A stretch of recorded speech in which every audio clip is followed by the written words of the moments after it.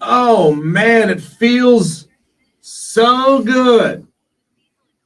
Where are we hearing Kid Rock from? Are you hearing Kid Rock? Yeah, I am. I'm hearing the Zach Gelb show.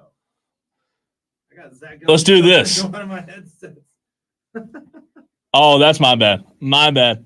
I was so thrown off. Man, I was like, what is happening right now? Let's go. I heard Kid Rock, and then I pulled the slider down, and nothing happened. And I was like, what? Oh, I hit a Q button. Shout out to Zach Gelb.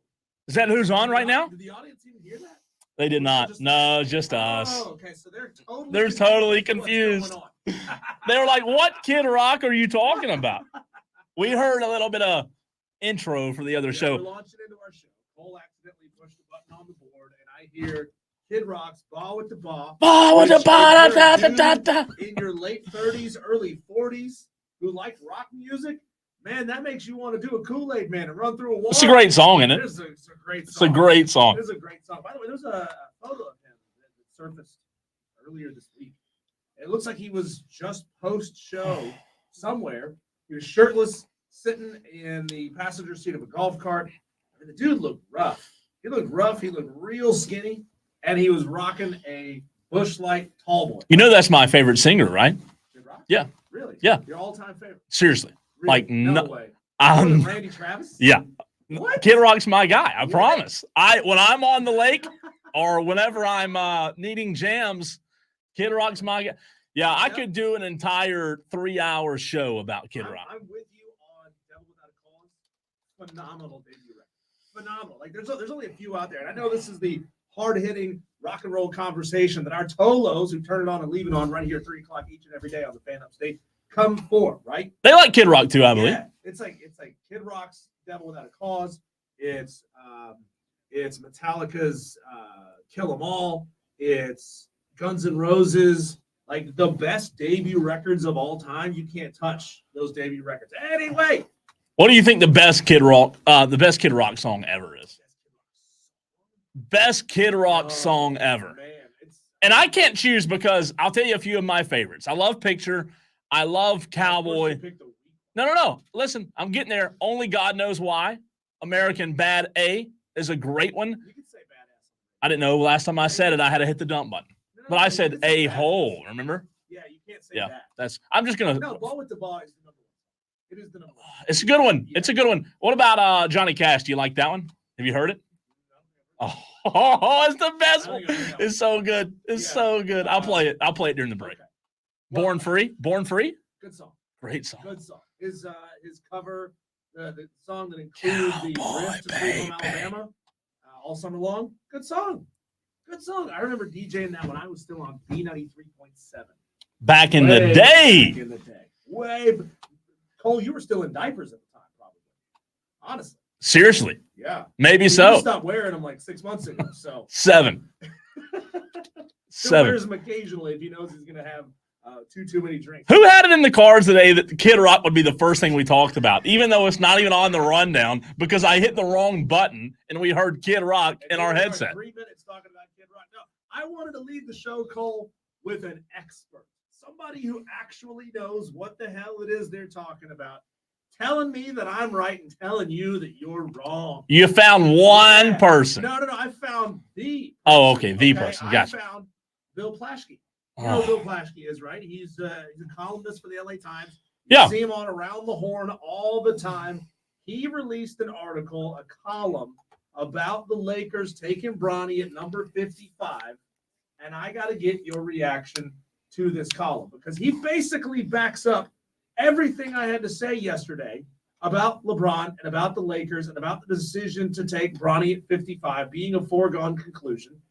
But he also takes it to an area that I don't think spent enough time on yesterday. So I think it's worth covering both sides of this thing, okay? Okay. So I'm going to read you an excerpt from his article, his newest column that came out yesterday at 7:55 p.m.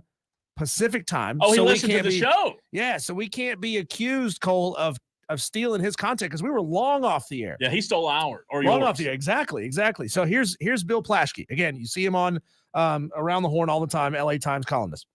It's historic. It's heartwarming. It's the brightest of headlines for a franchise desperately in need of some good news. But it's not very smart. And for the two main people involved, it's not very fair. Thus, a wet blanket should be tossed over the LA Lakers' engineering of the most celebrated 55th pick overall in NBA draft history.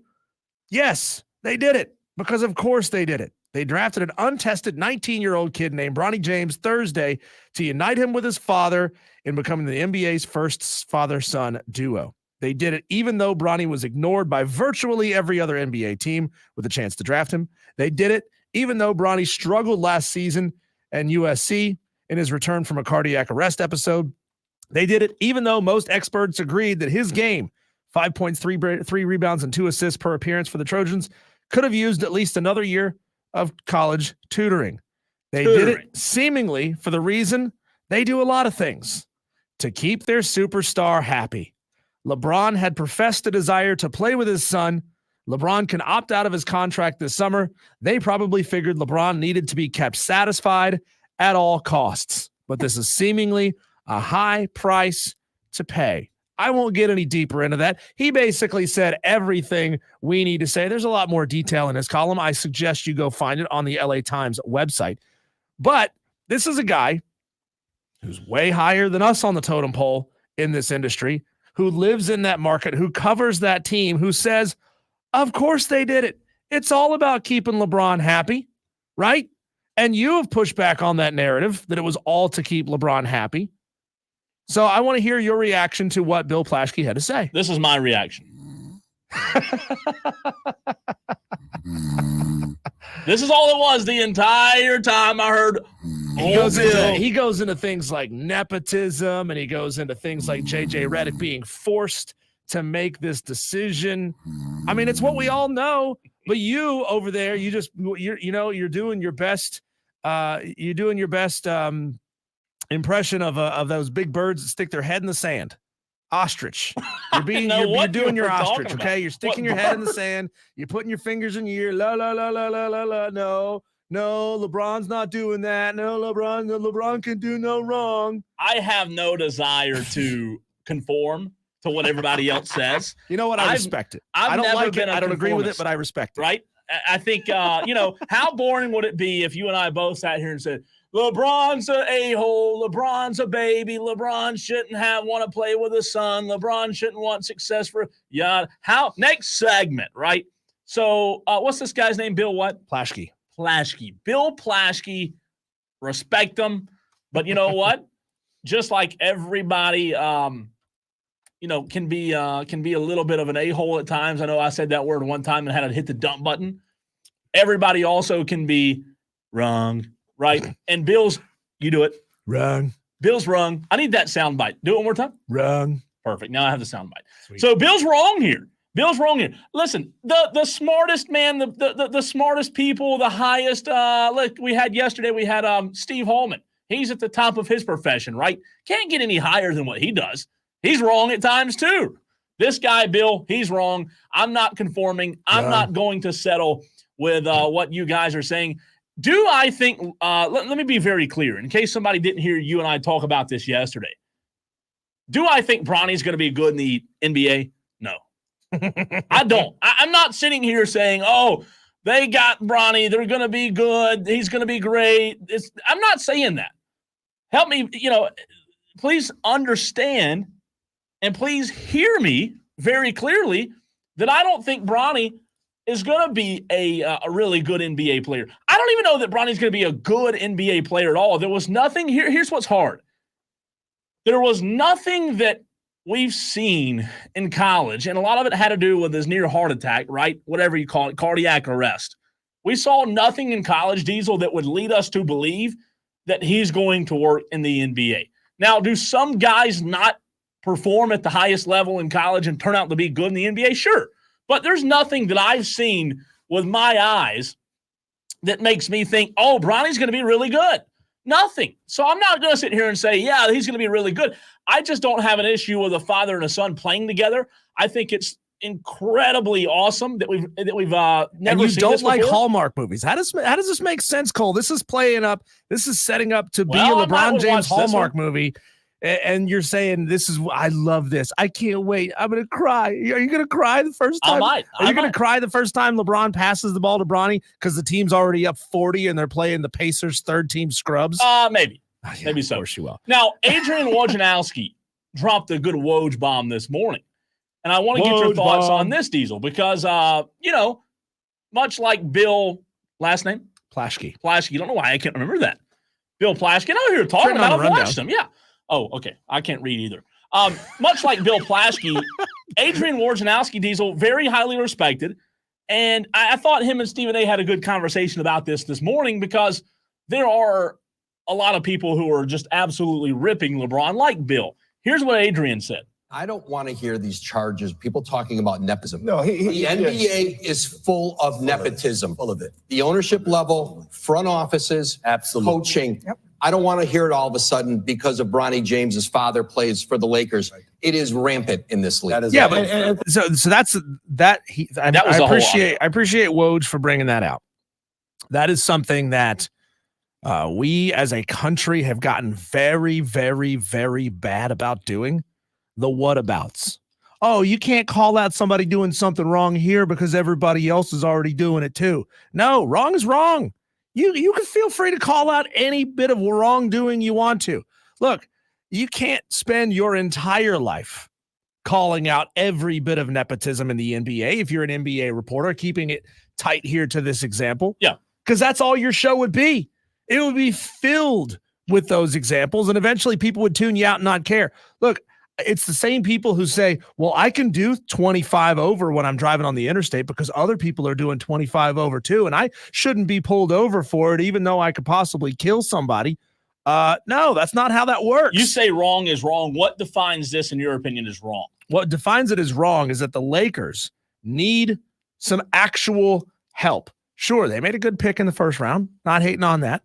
And generally speaking, second round draft picks don't amount to much. That's sure. True. Yeah. However, just so happens to be, I have a list here of NBA second round draft picks over the past 10 years who have done pretty well for themselves. Okay. Nikola Jokic picked 41st, Montrezl Harrell 32, Malcolm Brogdon 36, Dylan Brooks 45, Jalen Brunson 33, Daniel Gafford, Xavier Tillman, Herb Jones, Andrew Nembhard. Neb who? Yeah. What a name. Gigi Jackson was a second round pick. Gigi. So look, there's nothing that says being picked in the second round means you're going to be successful. And there's nothing that says being picked in the second round means you can't be successful. I'll tell you this. But the LA Lakers, where they are, the fact that they're getting bounced, they're getting punked with the best player in the world currently, the best player in the world getting punked in these playoffs.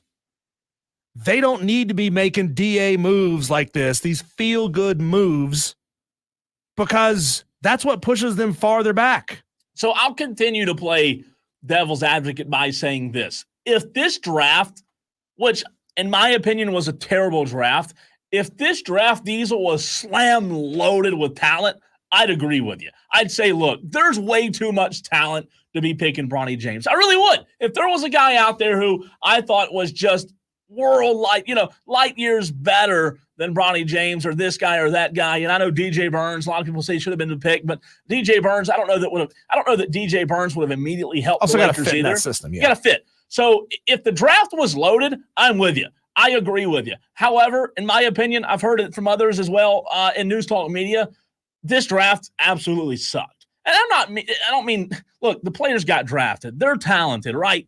But there just wasn't as much talent as we're used to seeing in the draft. And for that reason, I'd say, hey, if you're going to do it one year, go ahead and do it. Well, what Bill Plaschke does do, and I think we can both agree on this, is that this puts Bronny in a position where he is going to struggle to be successful. Obviously, being in LeBron's shadow, no matter who you are, even if you're not Bronny James, playing under LeBron James, being in that shadow, you're not going to be paid attention to. And you're also going to be judged differently from everybody else. Bronny's going to have a tremendous amount of pressure on him being on the same team with his dad, being down the bench from his dad.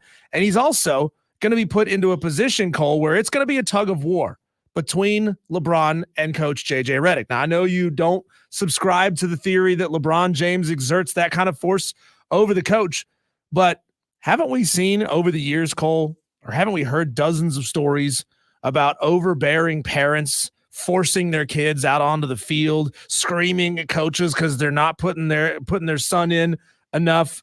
That's going to happen. That's going to happen at some point. LeBron James is going to say, I want my kid to play more. So you started this conversation by saying, I think we will both agree. And I will tell you this. I do agree with you saying it puts a tremendous amount of pressure on Bronny. I will say this, though. My prediction, Cole's prediction here, Diesel. You're right. It puts a tremendous amount of pressure on Bronny James. However, I think this will be LeBron's last year in the league. Really? I do. I don't think LeBron. Well, guess what? It's going to be Bronny's last year in the league, too, because once LeBron is gone, the LA Lakers will have no use for Bronny James whatsoever. He will be chewed up and spit out. Well, they may not, but I think the reason LeBron will retire is I think LeBron will do what you said. I think LeBron will want Bronny James to have a fair shake at it, right? Because remember this. LeBron said his dream was to play with his son Bronny, right? That was his dream. I also heard audio this morning of LeBron talking about only wanting to play with Bronny for a year. This was 6 years ago, this audio was. So maybe his mind's changed, but I would very much not be surprised, Diesel, if he played with him for a year, checked it off, said, I played with Bronny, but to your point, I don't want that amount of pressure on him for a long time. I don't have anything else to give to this game. I'm out.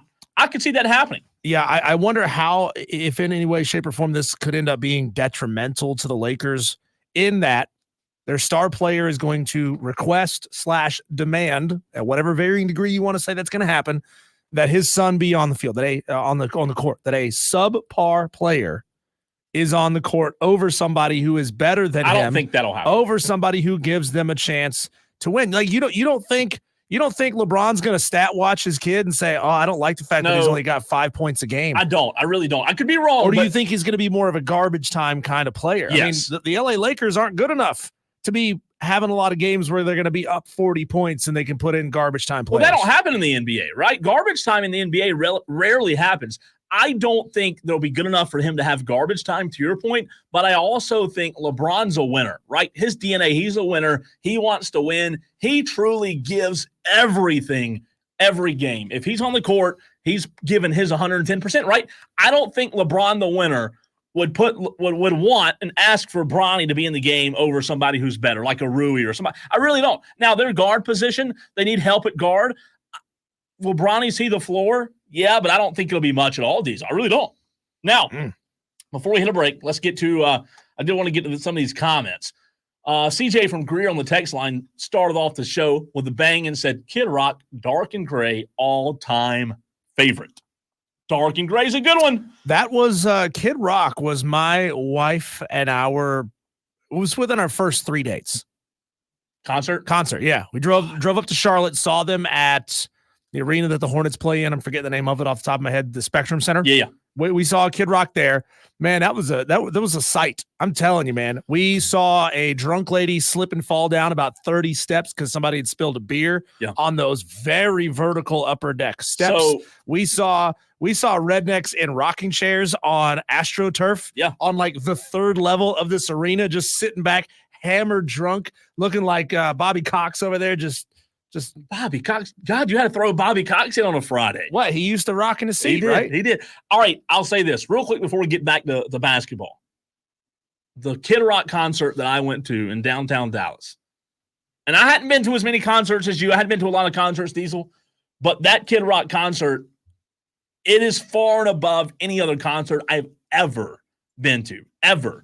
I've never been to a concert that's even remotely close to Kid Rock. Tell me, Cole, what does ball with the ball mean to you? It means I'm in a really good mood. Do you ever ball with the ball, bang the bang, diggy? Diggy said the boogie, said up, drop the boogie. I can't even read it like that. I can't even say it like that. All right, real quick, before we hit a break, Madcraft chimes in and says, I feel like I heard somewhere that they had Bronny graded as a second rounder anyways. It was always going to happen, but maybe it's not the stretch we all think.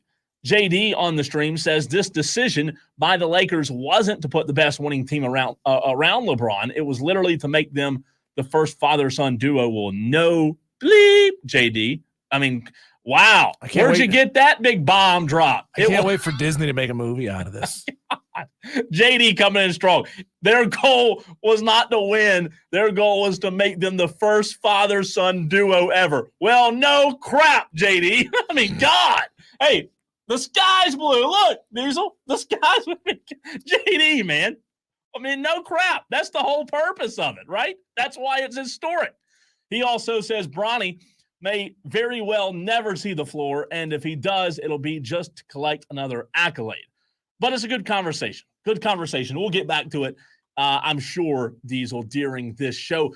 Those messages that I just read on the stream, you can hop in and be a part of the stream with our other Tolos. That stands for Turn It On, Leave It On. We're live on Twitter, Facebook, YouTube. You can also text the show anytime, 71307, starting your text with the word fan. Diesel, we've had this plated for several days. Mm-hmm. This is a fascinating topic coming up next. I want to get to this. I want to get your opinion as well as our opinion of the Tolos. Should golf have an all-star weekend? You and I have drawn up some ideas for it. We'll talk about it next.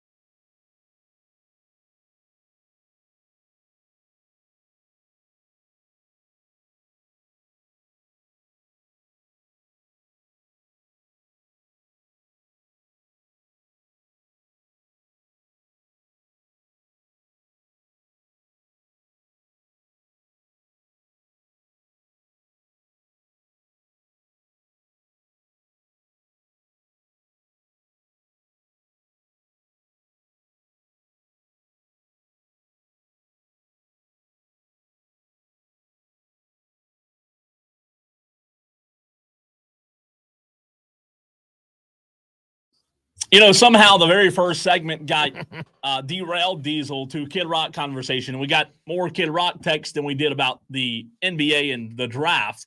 So let's do the same thing here. You and I, it doesn't take much for you and I to become amused. No. A nice motorhome that looks like it's off of the movie RV just rolled up in the parking lot and almost got stuck. Did you get a video of it? No, I didn't get a video. This is you say nice. It's not nice, man. This thing's a piece of crap.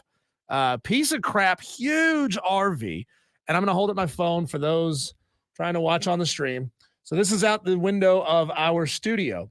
This huge RV pulls into the Odyssey parking lot, which we share with the dentist office and Chicken Salad Chick next door, and tries to pull into the drive-through of Chicken Salad Chick. Now they try to round this corner and they realize, oh crap, there's one of those low clearance signs. I love when that stuff happens, man. I love it. I love watching around the corner. And then we're like, how the hell are you going to get out of this one, bro? God, I love it. Yeesh. That's funny, man. Like, so we're on the backside of Lowe's Hardware here off of Woodruff Road in Greenville. Sure. And right next to the next turn off of Garlington Road is the back way that truckers are supposed to take their loads to Lowe's Hardware and unload at the back. And every now and again, you'll see an 18-wheeler make the wrong turn and pull into this parking lot. Some days they're okay because it's a relatively empty parking lot. Some days it's absolutely slammed, and you got to see them do about 100-point turn to get out of this one. I love it. We find ourselves in a little bit of a pickle, Dick. I like watching boats in the summertime. People back in boats at lakes, Diesel, who have no idea what they're doing. And it's like, jackknife in the trailer. Yeah. I love this. Is like Austin Powers when he tried to turn his golf cart around in a skinny hallway. For sure. He was just like, skirt, skirt, skirt. All right. I ask you the question. I tease it on the other side. In your opinion, and I don't know where this came from. I saw this somewhere on social media, and I wanted to bring it to the show. But, just about every sport that I can think of, NASCAR, baseball, football, basketball, Diesel, they all have all-star weekends. How cool would it be, especially for somebody like me who's trying to get into golf more and more, right? How cool would it be, or would it even work, to have a all-star weekend every year in golf?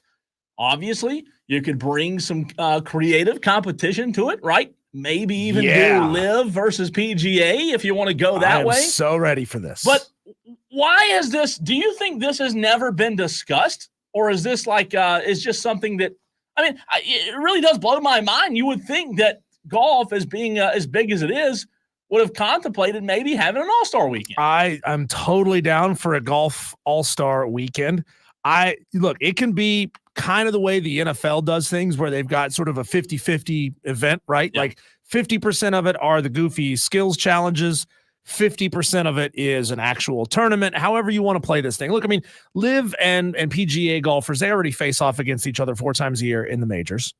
But I would love to see them placed into scenarios that they're uncomfortable with. Like, you asked this question on the rundown, and my mind just went, I've got 100 ideas. I know. Right? I'm the same way. This is, I want to see it. So many great opportunities to have fun with this and raise money for charity or a whole bunch of money for whoever. It doesn't matter, right? Yeah. I think this is something golf should absolutely do.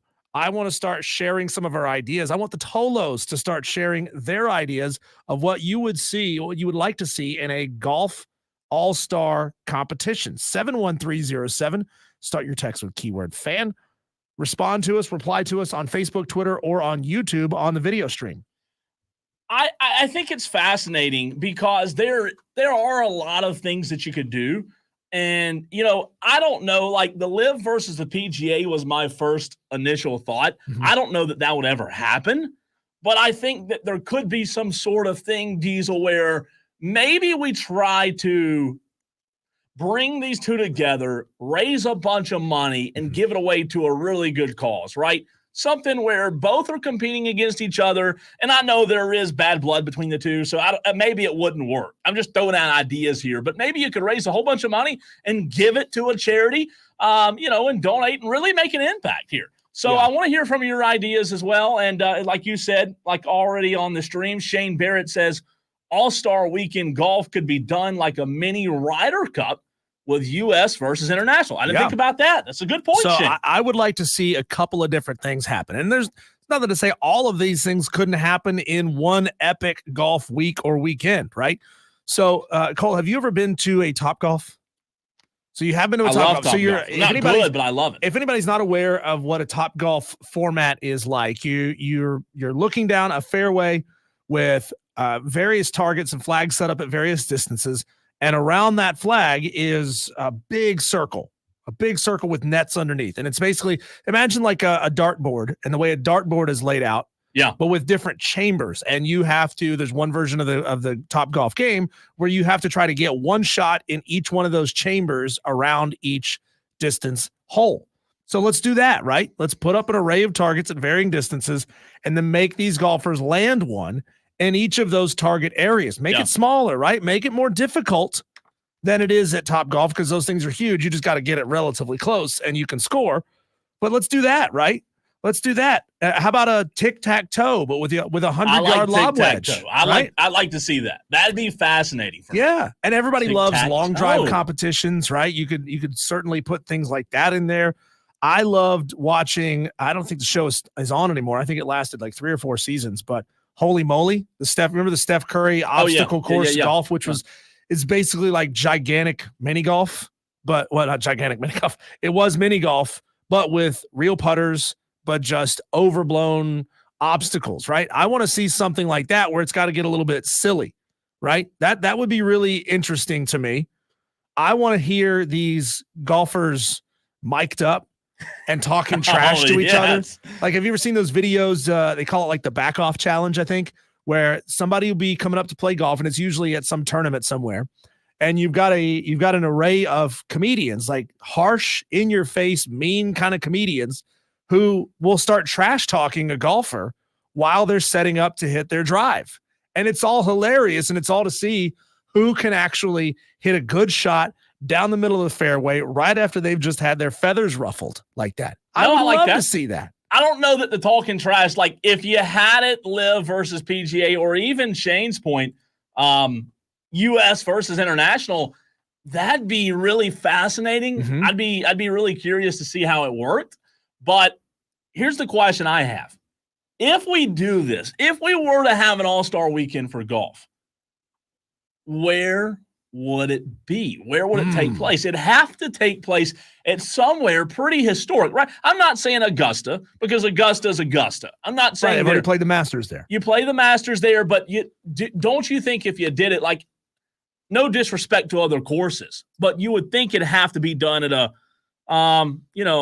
pretty high-level course to where you felt like you could do it there every year, or maybe you don't. Maybe you switch it up. There's got to be, formerly famous, highly used, especially on the PGA Tour golf courses that have been shuffled out of use by the PGA, right? I mean, think about the Major League Baseball Field of Dreams game, right? Something like that. If you could recreate and bring back a course that they used to play on back to T-Swizzle. To my question about where they should play it, T-Swizzle says Village Greens. Oh man, sorry, didn't mean to interrupt. But yeah, that'd be a real classy play. Here's something. No, but I've read the reviews. It's a good Southern course, and it's not good. It's not good. Oh, geez, that was funny, T-Swizzle. No, here's something I would like to see, Carl. All right. So, you ever play like the NASCAR video games? I used to. So you remember how like you could do like time trials against yourself? Yeah. Where you'd be driving and then right next to you would be like a ghost car. It would be your previous best lap. Yep. And you were trying to race against your previous best or against a former great racer NASCAR driver who had an epic lap, right? Why not do that? Why not play against Ghost Tiger or Ghost Arnold or Ghost Payne Stewart or Fred Couple or any of these guys, these Ben Hogan, these legendary golfers, and you got to play with the same equipment they had. Sure. You got to play, especially if you made them like go full in with the era, like the old equipment, the old clothes. I think it would be absolutely fascinating. As a matter of fact, I watched a YouTube video this morning it's like a golf YouTube channel where everybody on that channel is at varying levels of skill. And so the best player on there had to play with the oldest equipment they could possibly buy on eBay. So this guy's hitting, Cole, a golf ball from the 1890s with old hickory shafted clubs. That's rough. And then the next best golfer has to play with clubs from the 1920s. That's rough too. And equipment from the 20s. And then one from the 50s and then one from the 70s and then one from the 90s. I did see the video of Bryson playing with the Walmart clubs. Yeah. That was pretty funny. I love those. I mean, it really does make you understand for somebody that doesn't follow golf closely like I do. It really does think, man, like there's a big difference, right? Texter from the 978 says, I think I would rather watch Trump versus Biden in a golf match than another debate, especially if they have to walk all 18 holes. Texter, funny, very funny. Oh, those two arguing about their golf swings yesterday. Hilarious. I wouldn't watch the whole debate because I didn't want to get dumber from 2 watching hours. the debate. You'll never 2 get hours back, right? of those two jagoffs yelling at each other. I mean, come on, I couldn't watch it. But JD says All-Star Weekend for golf is the dumbest thing I've ever heard, and then goes on to say their Diesel, now the Top Golf idea saves Cole's dumb idea. I like that one. You know, I like the Top Golf reference. I really do. I have nothing wrong with that. Hey, Top Golf could be a sponsor, you know? Have Top Golf sponsor it and recreate. I mean, you're telling me that would not be ridiculously good advertising for Top Golf as a brand? Wouldn't, though, like if it happened. No, I agree with you. It'd be really good advertising. But if it happened, wouldn't John Daly have to be kind of like I don't want to say the MC of the whole thing, but kind of like, you're the guy. I mean, because if you did a Masters All-Star Weekend, it wouldn't be Jim Nantz out there, right? No, you'd have to have somebody who's really fun. It'd be John Daly. I mean, I was watching videos of him yesterday, one-handed, barefoot, with a beer in one hand and his golf club in his left hand, doing one-handed chips from 40 yards out, sinking shots, and everybody loses their mind. You telling me that guy rolling up on a golf cart, shirtless, yelling at these guys wouldn't be so entertaining? Come on. That's what I'm saying. Like the Masters and the big tournaments, yeah, Jim Nantz needs that. But I'm saying for this, can you imagine if they gave a microphone? Now, they might have to put it on Netflix. Let's be real, because please do. Standard television might not be able to handle John Daly with a microphone. Madcraft says 6 handicap. Then I'm Scotty Scheffler. That was Joe Biden saying that he was a 6 handicap at one time. Okay, so again, I'm not a golfer. Explain handicap. A handicap is essentially a rating of your average over par in a given course. So like, it's a way for you, if you're not a good golfer and you're going up against somebody who's a much better golfer than you, to compete on a quote unquote level playing field. Okay. So let's just say that that you are a plus 20 handicap, which means your average is 20 over par. Average golf. Average, yeah. Okay, I got you. And from playing 10, 20 rounds, whatever it is. Yeah. But I'm a scratch golfer, which means I average par golf. Okay. Then we go play around against each other, and you shoot only 18 over, but I still shoot my level par. Yeah. You've just won by 2 strokes because you have beaten your handicap and I have not. I really do want to get into it, man, but I'm just telling you, I don't know that I can make the time commitment. Did I explain handicaps pretty well for you guys? No, I think you did. I'm pretty sure that's how it works, right? Like you play a round of golf and your handicap is based on what courses you play and how you play on those courses on those given days. It's all very intricate how they calculate this thing, right? Sure. They rate the course as to how difficult it is and how you perform on that course relative to its difficulty, relative to your normal average performance. No, that makes sense. I thought you did a good job there. Not a golf guy, so I need the golf tips. I need the explanation. I love the idea of putting guys in like old timey clothes and making them go out and play with older equipment, right? Like some of these guys, or at least like a couple holes. Yeah, some of these guys. I mean, essentially, you're just recreating a lot of YouTube challenges that a lot of these YouTubers have been doing for a long time, but on an international level of golfer scale, right? You're having the best in the world compete at some of these goofy challenges that are fun to watch. I'd like to see it, man. For somebody who is not a big golf guy like I am, or like I am not, I'd love to see a golf all-star weekend. It is fascinating. You said you've seen some of Bryson DeChambeau's YouTube stuff. Yeah. Like these elite level golfers, a lot of times they've never ever swung clubs that are this poor of quality level or old golf clubs. Like imagine somebody like Charlie Woods coming up and being asked to swing an old wooden wood, right? Yeah, he's probably never hit that kind of golf club before, but they're good enough that they can figure it out pretty quickly. Sure. And they'll still kick your ass. JD asked on the text line, isn't there a lady golfer who smokes now? We need to get behind that woman golfer. I don't know. I don't follow it enough. A woman golfer that's on the course? Are you allowed to do that? Is that even, does PGA ban that like they ban everything else? Seems like something they would do, right? You got to protect that image. It's a good question. Can you smoke in a PGA Tour event? What would you like to see in the Golf All-Star event? Hit us up, you Tolos. Those of you who have turned it on and left it on for the first 42 minutes of the show today. Text us 71307. Start your text with keyword fan. When we get back, Cole, let's get into what we call our daily wires. It's a quick whip around of what's going on in the sports world right here on the Fan Upstate.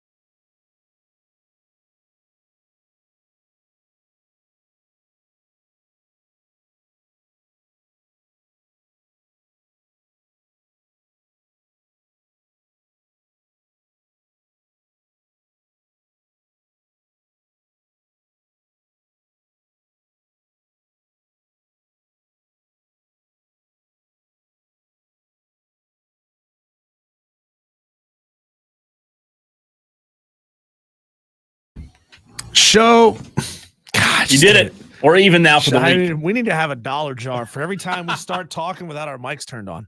Or even we've both done it twice this week. Show number 68 of Wire to Wire with Diesel and Cole Bryson on the Fan Upstate. Every day, a lot of sports news happens. Some of it, Cole, could slip through the cracks, but we don't let that happen, right? Even the little stories get talked about here on the Fan Upstate and Wire to Wire in a segment we call our Daily Wires. Buzz. This is the buzz happening around the sports world today. The Dallas Mavericks have traded shooting guard Tim Hardaway Jr. and 3 second-round picks to the Detroit Pistons for shooting guard Quentin Grimes. Big trade going on there. 3 second-round picks. I would assume those are 3 like consecutive over the years. Mm-hmm. Second-round picks, because I don't know if it works the way that it does in the NFL draft, like where you can really bank a whole bunch of picks in 1 year. No, that's I'm not really sure sure it works that way. I'm sure it's spread out over a few years. What are these two teams trading? Well, Grimes, Quentin Grimes, who is now headed to Dallas, is a 7-point per game, 2-rebound guy. Tim Hardaway is owed $16 million in 2024. Grimes is due just $4 million in the final year of his rookie deal. So this is a move to save some money. For the Dallas Mavericks. They get a very expensive player off the books, and they get Quentin Grimes. So what do you know about Quentin Grimes? He's only in his 4th year in the NBA. Yeah. He's not like a barn burner type of player, a 7-point per game, 2 rebound per game kind of guy. I'm not sure, Tim Hardaway didn't really blow anybody away in the playoffs. No, it's not a Tim Hardaway's a role player that, in my opinion, underperformed a little bit. Quentin Grimes at Houston was really good in college, just hasn't really panned out to be much of anything other than a role player at times, and his stats, 2021 first year in the league, still has a little bit to prove. Here's a big one. EA has released its top 10 overall power rankings. We had some fun earlier this week with the offensive rankings. They released the defensive rankings as well, but now they've combined the two, and they have the overall power rankings. Here's how it shakes out. Number 10, Utah. Number 9, LSU. Number 8, Penn State. Number 7, Notre Dame. Number 6, Clemson. 5, Texas. 4, Alabama. 3, Oregon. 2, Ohio State. And number 1, Colorado. Kidding. It's Georgia. That's terrible. Number 1. Now, who rounds out the top 25? Okay, here we go. Starting with number 11, Michigan, Florida State, Miami, Texas A&M, Ole Miss, Colorado, Oklahoma, Wisconsin, USC, Virginia Tech, NC State, Kansas, Arizona, Oklahoma State, and Iowa. Notable on this list, Cole, that there is no Missouri and no Tennessee in the top 25. What? What? Now, like, these rankings are subject to change. Everybody's freaking out all over the college football world. Who do they think they are? These guys don't know ball. I mean, if they had Rob Brown, knower of ball, on their team, then certainly these rankings would be a lot more accurate than they are. But to not include Missouri, that's a preseason top 10, to not include Tennessee, who's got an insane offense under Josh Heupel, I mean, it's idiotic. But these are just the initial rankings, right? This changes over time. Actually, this can change week by week as real life football happens. It affects the game. It affects the way these teams are power ranked. I like that. Week by week. Yeah, I like that. I'm glad it does. I mean, yeah. If you want it to be realistic in any form, you want it to be in some sort of so these idiots who are ranking Colorado so high. Yeah. They're gonna have egg on their face. They're gonna look really, really stupid. Those who didn't put Missouri in there are gonna look really, really stupid. Let's see. Next up, Clemson baseball's Nolan Naraki, I think I said that right. Yeah, has entered the transfer portal. He started 34 games for the Clemson Tigers this year. That's a big loss. Yeah, it's a good loss. After they just picked up 2 in the portal, it doesn't surprise me that they have one guy that says, look, maybe I can get more playing time somewhere else. But he was a good player. Definitely going to be a loss for Clemson baseball, no doubt. I'm going to look up and see. No, Nolan, no Rocky. Well, we'll get to it coming up on the other side of the break. The Braves host the Pirates today, 7:20 first pitch. Charlie Morton gets the start. And Alabama, after they have signed 5-star cornerback Dijon Lee, has moved up to number 2 in the country in On3's recruiting rankings. Looks like Kalen DeBoer can recruit Alabama. All right, coming up next, which NFL quarterback, Diesel, or quarterbacks, you can put an S on that and make it plural. Which NFL quarterbacks have the most pressure on them in 2024? We'll discuss next.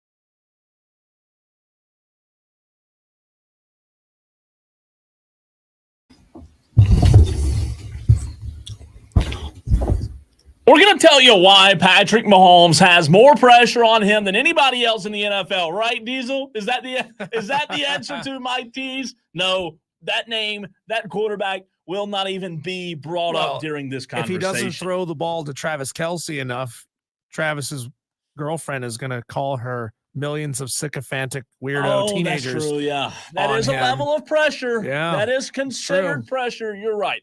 So I want to start this conversation. And again, the question is, as I teased last segment, what quarterback in the NFL, in your opinion, has more pressure on him than anyone else? I want to go through a list of these quarterbacks, Diesel, but I want to start with something that I think is so fascinating, okay?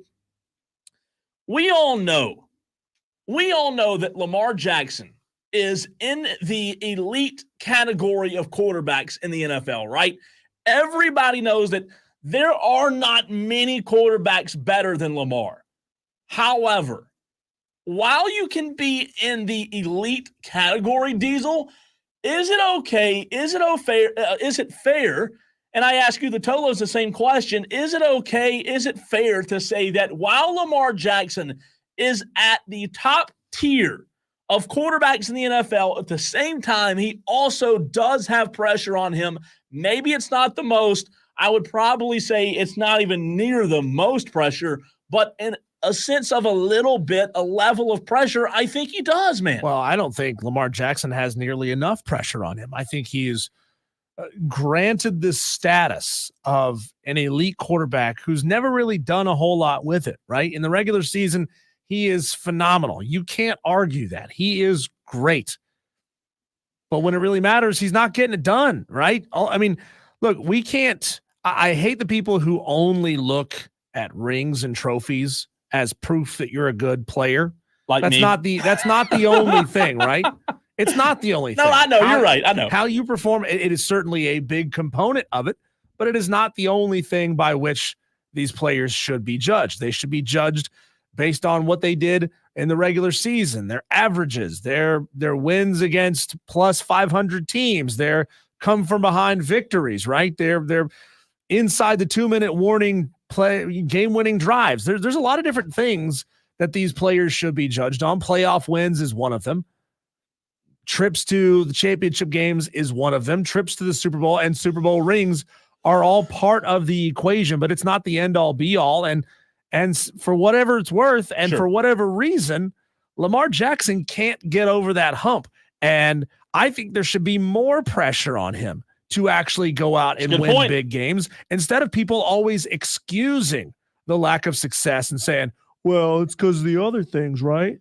Well, listen, I'm a Lamar fan. I really do love Lamar Jackson. I just do think that a lot of times people look at these quarterbacks and look at these lists and think, oh, well, what quarterbacks have pressure? There certainly can't be any pressure on one of the highest paid quarterbacks, right? Because a guy like Derek Carr has a lot more pressure than Lamar Jackson. And I would agree with that. I'll just tell you this. Just like in college with fan bases, Diesel, in college football, there are different levels of pressure. And I think people need to understand that, because when you say pressure, you don't want to just generalize it, because there are certainly different levels. Lamar's pressure, Diesel, Lamar's level of pressure that he has is a different level of pressure than what Derek Carr has, right? Different world. But it's still pressure to win. It's still pressure to get it done, because he can't get over that hump, to your point. Yeah, Lamar's pressure is to go win playoff games. Derek Carr's pressure is to not explode into a pile of dust when he gets hit, because he's old. And I don't like him. You know that. Yeah, he's got so much pressure coming from Greenville, South Carolina. I know he's feeling Derek it, Carr man. Feels it. He's feeling it. All right.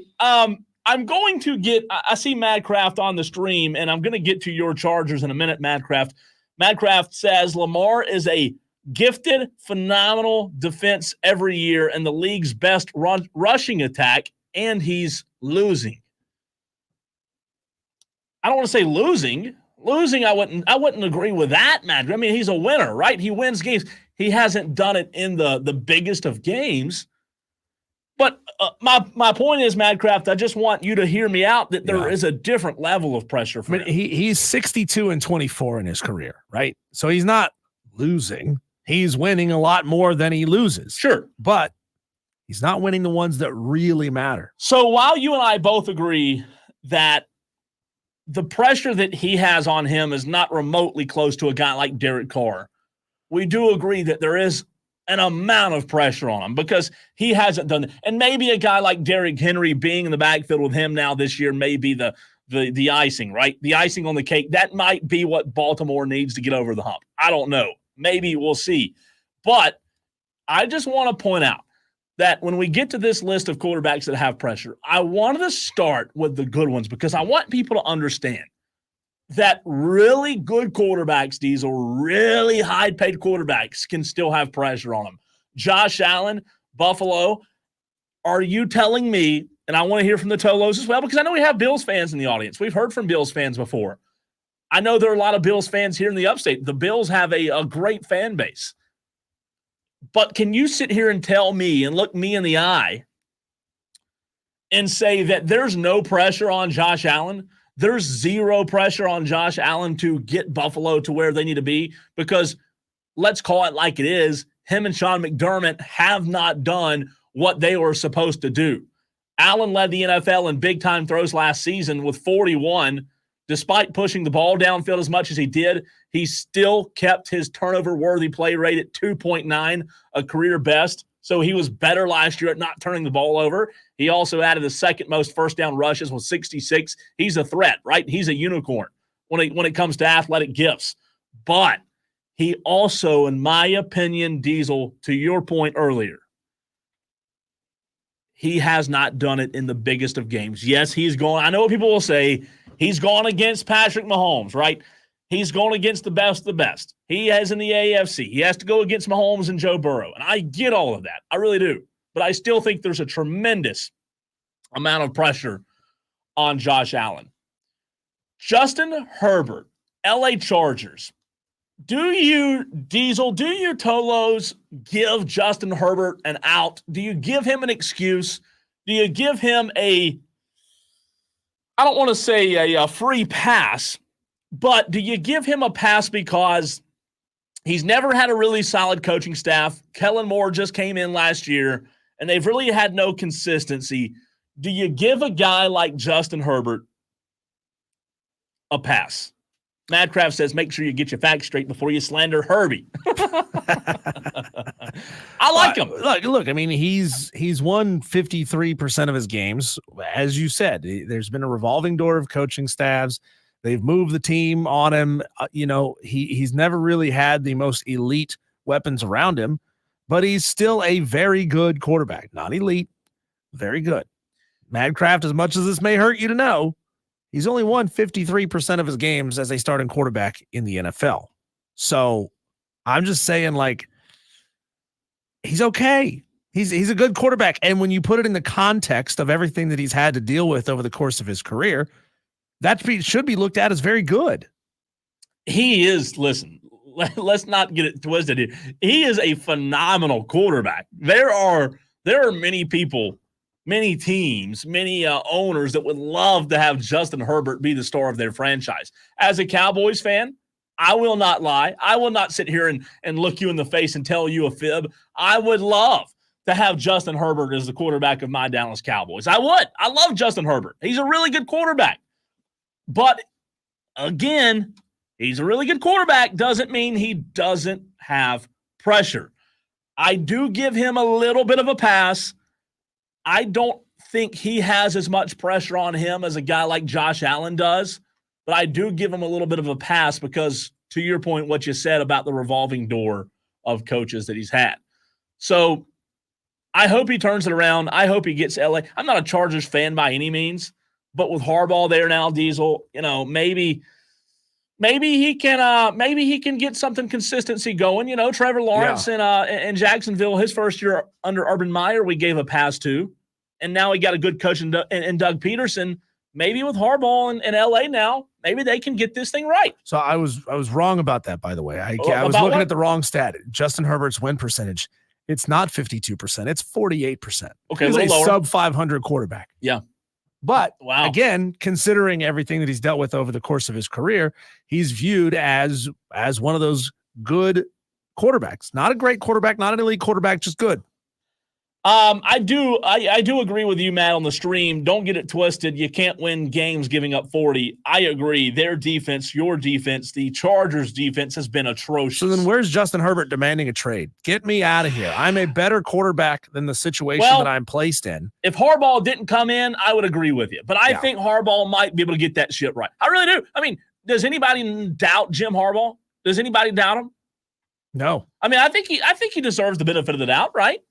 And I think he will get them back to winning ways. Next question, next quarterback that I ask. Diesel, this one obviously will pain me to say a little bit, but how much pressure, in your opinion, we've talked about the ownership, we've talked about the coaches, how much pressure is on Dak Prescott? Final contract season, as you pointed out just a few days ago. For the next 12 months, none. But starting with month number 13, a lot. I mean, when Jerry Jones finally croaks, kicks the bucket, number one, Cole, you better be dancing in the streets. Number two, Dak Prescott's out on his ass. He's gone, right? Might be before that. You think? You never know. Look, he's a really good quarterback. He has a really good passing grade. QBR has always been solid. He's had one season of his career where he really struggled with turnovers. Last season, the loss to Green Bay was a disaster. But other than that, the 2023 campaign last year for Dak Prescott was special. It was elite. He had a 73.5 passing grade, 89.8 passing grade in the regular season, only second to Tua Tagovailoa. So there is pressure on Dak, but again, it's the Cowboys. There will be blame put on Jerry. There will be blame put on Mike McCarthy, right? Mike McCarthy might Diesel be the scapegoat if 2024, I mean, really, if 2024 doesn't go the way it's planned, McCarthy will be the guy blamed, not Dak. And that's just the way it is. It is. It's sad. Like, Mike McCarthy, he's how old is Mike McCarthy? He is 60 years old. So he has the potential maybe to make one more run at being a head coach in the NFL after he is mercifully let go from Dallas. I mean, we know that he's in his final year of his contract. We know that things aren't exactly sunshine and rainbows for Mike McCarthy in Dallas. So Mike still has another chance to maybe go be a head coach somewhere else in the NFL. And I hate retread head coaches, but man, this would not be a retread. The right situation, Mike McCarthy could do very well for himself. Go out, one more ride, 5, 6, 8 years, call it a career at 66, 67 years old. I think Mike would do very well for himself somewhere else. It's just, we've seen the revolving door of head coaches in Dallas. It's tough. It's a really tough place to win because of everything you have to deal with. Diesel, there would be a lot of teams that would hire Mike McCarthy as in a heartbeat.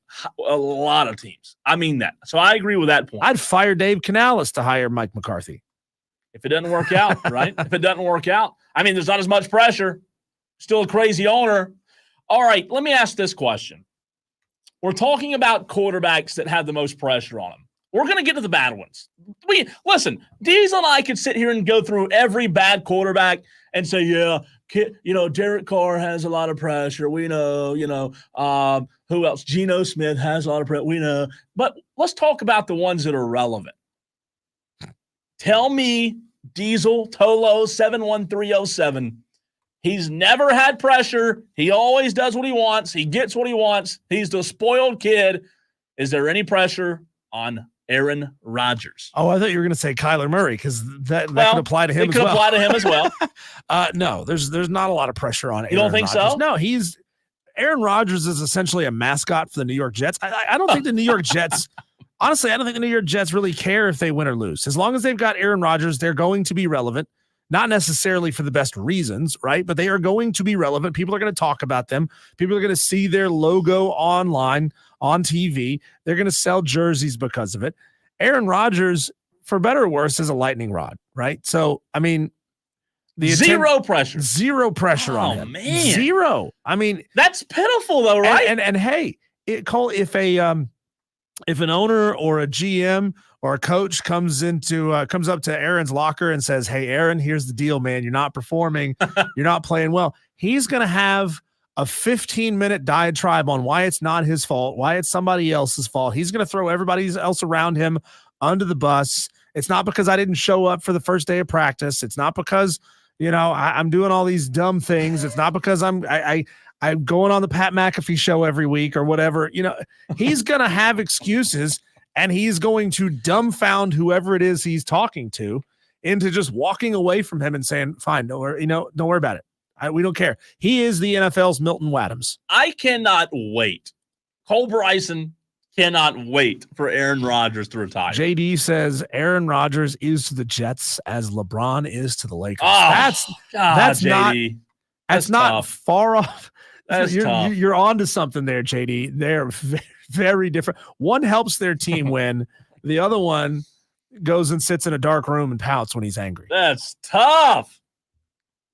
I can't push back, though. Can't push back. All right. A few more I want to get to before we hit a break. Our guy right here in the upstate, Mr. Trevor Lawrence.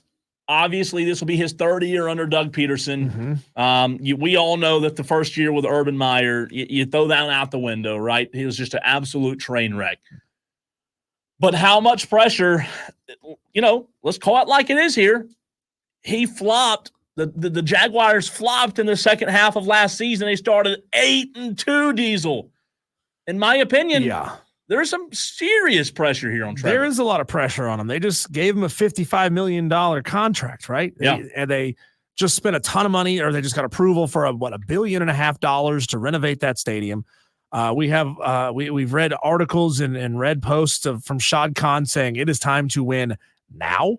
So eventually it's all going to come down on Trevor Lawrence's shoulders. And there's going to be a time when there's no more excuses of you're fresh in the league, you dealt with injuries, you dealt with this, you dealt with that.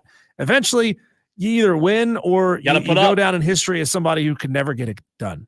No, I agree. You got to put up or shut up, right? And I think that, look, Trevor Lawrence, I think his most difficult year, even though his rookie season was very difficult with Urban Meyer, Diesel, I think his most difficult year was last year. Who kicks a kicker? Yeah, really. What I mean is, think about this. When you have the start to the season that the Jaguars did last year, and it all comes crashing down and burns the way it did, that just can't sit well with a guy who's a winner like Trevor. There is, to your point, I agree with you. There's a tremendous amount of pressure. He just did it. I mean, he just got paid. How much? You said $55 million contract. That's like, in the NFL, they pay you based on expectations. Diesel, here's the money. Now you got to perform, right? It's not perform and then get the money. They gave him a Joe Burrow level contract as tying for the highest paid quarterback in the league. Like, you got to go perform now. He's entering no more excuses territory. No, I agree. No more excuses. We've given you everything you've wanted. Now's the time for you to go get it done. To end this segment, I'm not going to go through every quarterback in the NFL, but I'm going to name 4 or 5 Diesel. And of the 4 or 5 I name, I want you to pick one, in your opinion, of the 4 or 5 I named that have the most pressure on them. Tua Tagovailoa, Jared Goff, Detroit Lions, Kyler Murray,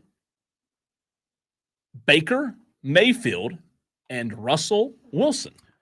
Of those, I'm going to say Jared Goff. Ooh, I didn't think you were going to go there. Yeah, Jared Goff he's now on a good team, a very, very good team, who now expects to go out and win. They have changed the culture in Detroit. It is his expectation to go out and win now, right? I mean, Russell Wilson, he's old. If he goes out and wins and looks great, people are like, oh, that's awesome. What a great story. He did it one more time. With Baker Mayfield, nobody really expects Baker to turn it around and be great, do they? No, he's just another one of those should have been great, wasn't great for the longest time, finally found some success type of guys. Tua, I think Tua is fine exactly where he is. Kyler Murray, I think a lot of people have already mentally written that dude off. So of those 5, it's Jared Goff. Yeah, you know what? It may be painful to say, but I think people have written him off. When we come back, Cole, it is time for us to be joined by Shane Connuck, who covers NASCAR for the Charlotte Observer. So you Tolos, looking at you, JD and Matt Kraft, who are big-time NASCAR fans, Hit us up if you got any questions, burning ideas, burning things that are in the back of your mind for Shane Connuck. We'll talk NASCAR with Shane next.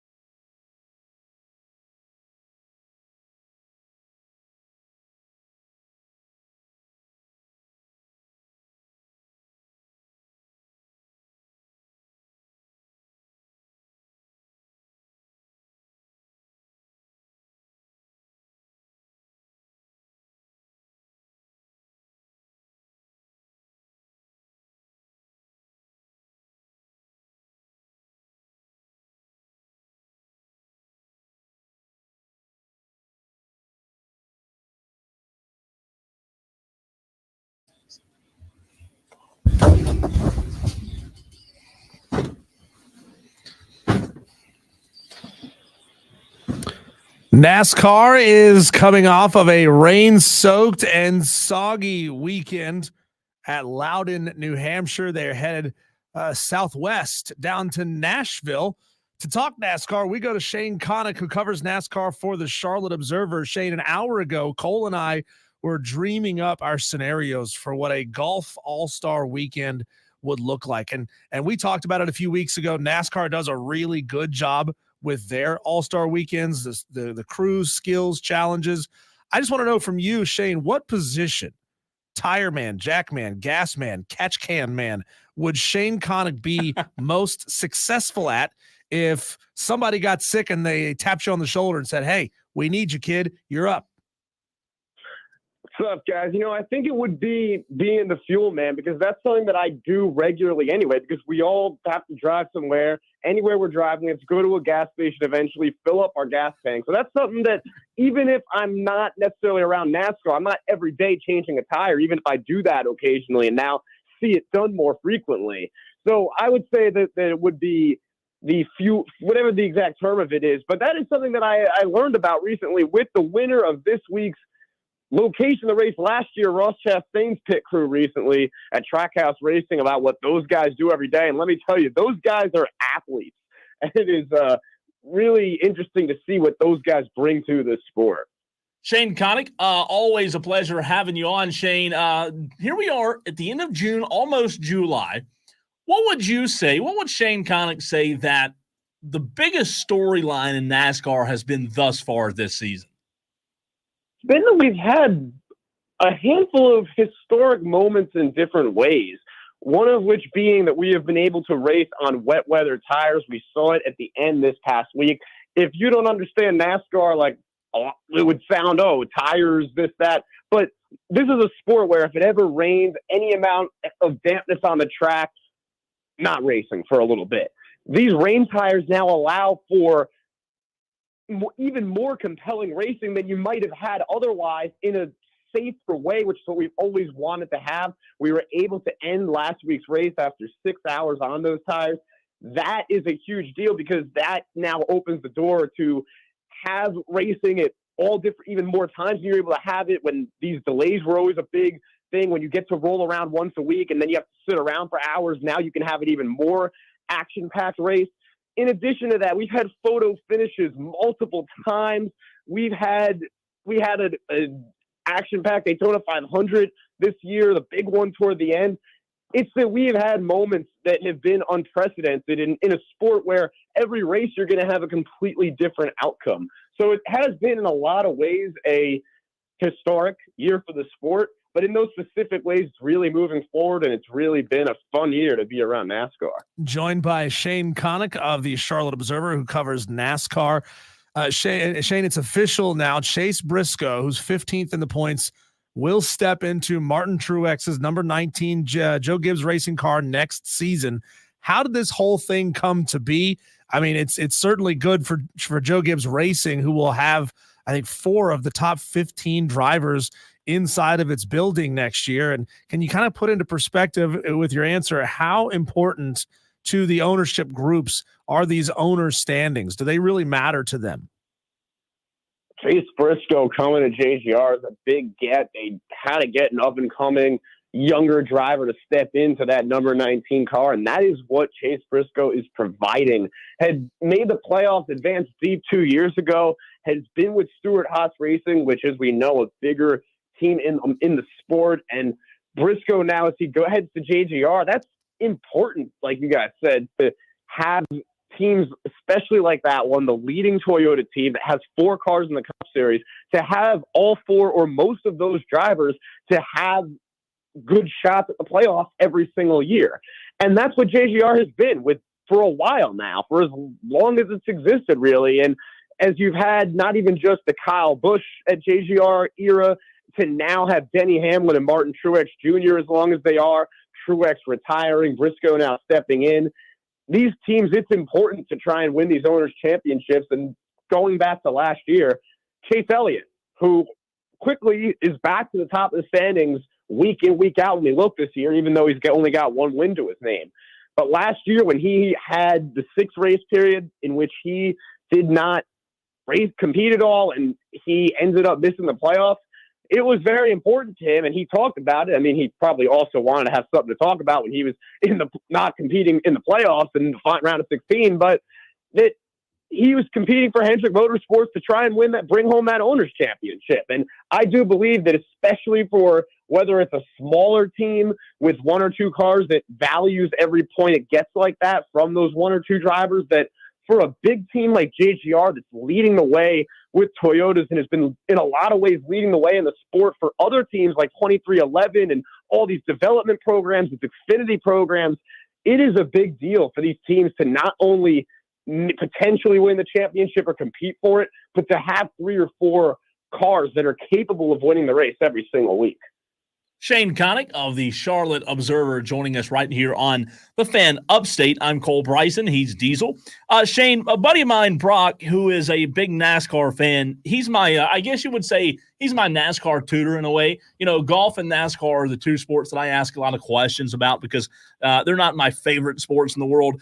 So he asked me to ask you a fascinating question about NASCAR capitalizing right now with no other major sports on. Football, gone. Hockey, over. Basketball, over. Or baseball, over. Excuse me, basketball's over. Baseball's still going on. But to that point, to that question, how would you say NASCAR could capitalize on no other major sports besides Major League Baseball going on right now? It's a great question. It's something that the sport continues to talk a lot about, and a big reason why it's adding that in-season tournament next year. So we're going to have, it is a 5-race stretch. The 5 races that are going to be broadcast on TNT Sports in the middle of the season during these kind of summer months, around the time of the year that we are in right now. Next year are going to be an in-season tournament. You're going to have drivers paired up against each other in a March Madness style bracket, and drivers trying to finish higher than one other driver on the grid. And fans are going to be able to have bracket challenges and bet on individual matchups and have parlays and all that fun stuff. And the big belief is that on top of everything else and the action that's going to create within the sport, that during these few months when Major League Baseball is really the only other major sport happening, that this can make those 5 NASCAR races that are on TNT Sports not necessarily really mean something, but this is going to make them mean something. This is going to have, just like the NBA had this past year, which the inaugural winner of the in-season tournament.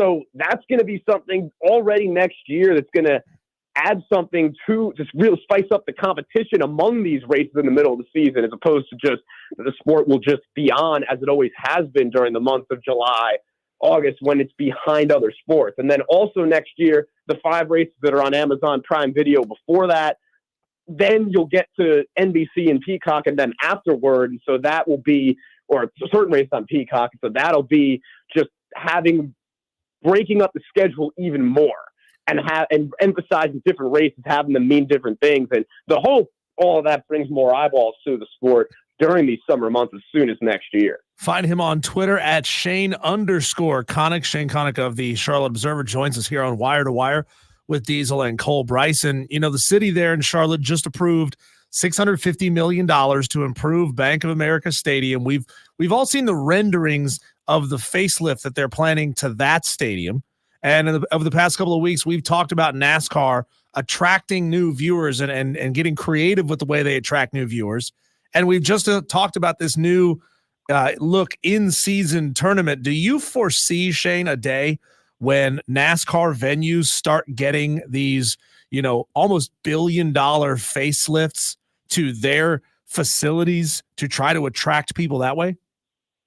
Honestly, I've been really impressed to see how state-of-the-art aspects of these more modern racetracks are becoming in different places. And there are always going to be plenty of aspects of the racetrack they're going to have be similar no matter where you go. You look up at the grandstands, you have some kind of banking on the track, but then certain places are a completely different vibe when you walk around the infield at, say, Talladega compared to Daytona or Phoenix now, that have different bars and restaurants in the middle of the infield and clearly trying to bring different cultures and different businesses to the track, that ultimately bring different people to the racetrack. And it's really cool to see how these places keep becoming more and more modernized.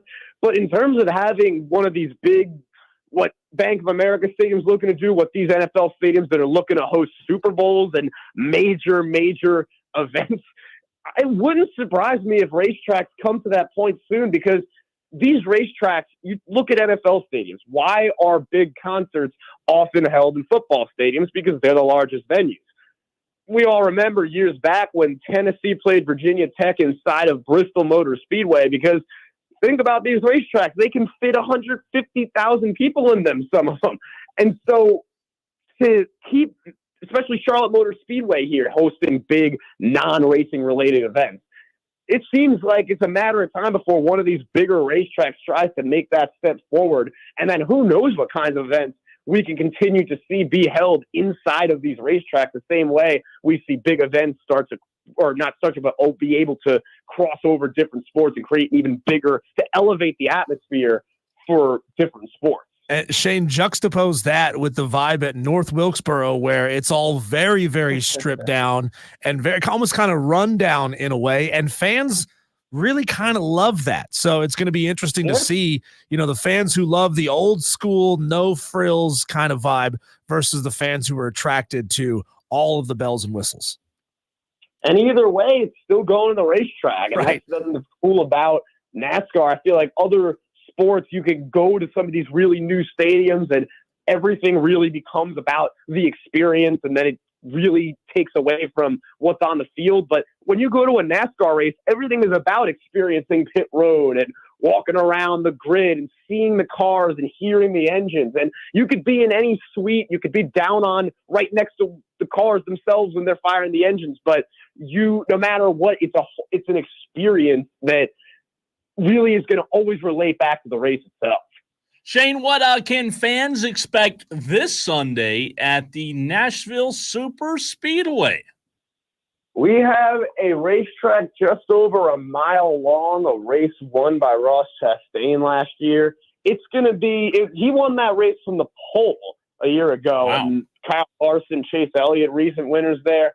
I think we're going to see another race on a mile-ish long track that's going to – I think it will produce. I think Elliott's going to win this week. I think we're going to see another repeat winner. But because considering for a guy like Elliott how well he continues to run every single week and accumulate those points with the fact he's only gotten a victory lane once, and now we see Christopher Bell joining the Kyle Larsons, William Byrons, Denny Hamlins of the world with 3 wins to their name already, a little bit more than halfway through. Chase Elliott's a multi-win driver, and I think that at a track where he's already won, to see him return to victory lane. Shane, do you think there's any possibility, being that Nashville is a non-traditional track for the Cup Series, but it is a very heavily used track in the Xfinity and the Truck Series, do you see any drivers who have spent a lot of time in those two who have now made their way up into the Cup Series, maybe finding some success this weekend just based on their familiarity with Nashville? I think we could see that. Last year we saw Justin Haley qualify in the top 10 and believe had a strong finish at Nashville on that note. And so I think that is going to be something we'll see. And to that point, we're seeing older drivers step in to some of these other series at Nashville. Most notably, Clint Boyer will be driving the 7 for Spire Motorsports in the Truck Series race tonight. Shane, great stuff as always, man. I appreciate you educating our audience and also educating me because I need it desperately on NASCAR. And you're absolutely the best. Can't wait to talk to you again soon, man. Really fun to talk with you guys every single week, and can't wait to do it again. And we'll see what we got after Nashville this week. That is Shane Connuck, Thanks, the Shane. Charlotte Observer. Always a fantastic job. Appreciate him hopping on. Just a quick update, Diesel, before we hit a break. Akshay Bhatia is the leader in the clubhouse right now at the Rocket Mortgage Classic in Detroit. I actually met him when I was in Charlotte a couple of months ago. And, he's the guy that everybody talks about being the social media sensation, right? New to golf. He's an American golfer, even though his name doesn't sound American. It confused me at first, not being the golf guy. But everybody you talk to that knows golf says, look, this guy, who, by the way, had an incredible finish last week, finished top 5, they say this guy's going to be the guy to watch over the next few years. Tom Kim playing good as well this weekend. Do we know if Scotty has entered this tournament? I'm scrolling down the list here of the leaderboard, and I'm seeing a couple of big names, not a ton of big names. Nope. I'm seeing, let's see, Will Zalatoris is in this tournament. Who else? Ricky Fowler is here. Not a ton of big guys. You know, Tom Kim, who pushed Scotty Scheffler last week all the way to the brink. He is in this tournament. But yeah, this one feels like it's a little bereft of some of the biggest names in sports. And I remember a couple of years ago where the PGA really kind of clapped back at a lot of its golfers for taking too many weeks off and really only kind of go into the biggest tournaments. They said, hey, guys, you know, load management. It was when load management was such a huge conversation in the NBA. Like, hey, guys, you're the stars. People come to our events because they know you're going to be there. So we need you to be there. I don't have an issue with every now and then. No. Scotty not competing. No. Like, maybe he just doesn't have anywhere else to put all the money, you know? I mean, that could be it. Yeah, maybe he's out renting a storage unit, you know, a place to stash all of his cash. I mean, it could be. He's been raking it in. So we'll see if Akshay, the young American golfer, can pull it off this weekend. I like him a lot. He's really fun to follow, especially his social media stuff. Helps you get into it. You know, after that scene in Breaking Bad when Bill Burr and the other guy lay back on that big pile of cash, I've always wanted to do that. You know, it'd be great. It's pallets of $100 bills stacked up. How much fun would it be to lay down on that? Just take a little nap on who's on the $100 bill? Benjamin Franklin? Yeah, I'd collect them and then go get a nice room and then lay down, right? Yeah. All right, coming up next, Atlanta Braves weekend. A rough week for the Braves. What do we need to see from them this weekend next?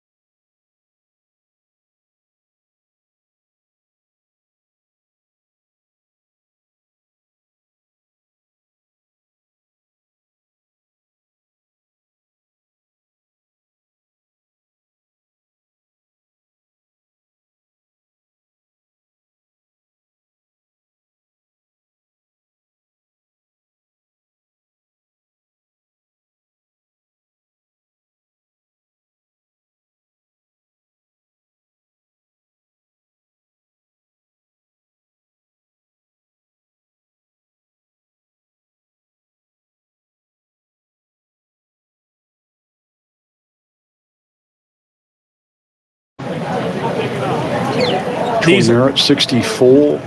Highsmith, 64. That's low rounds of the day. Might have been one other.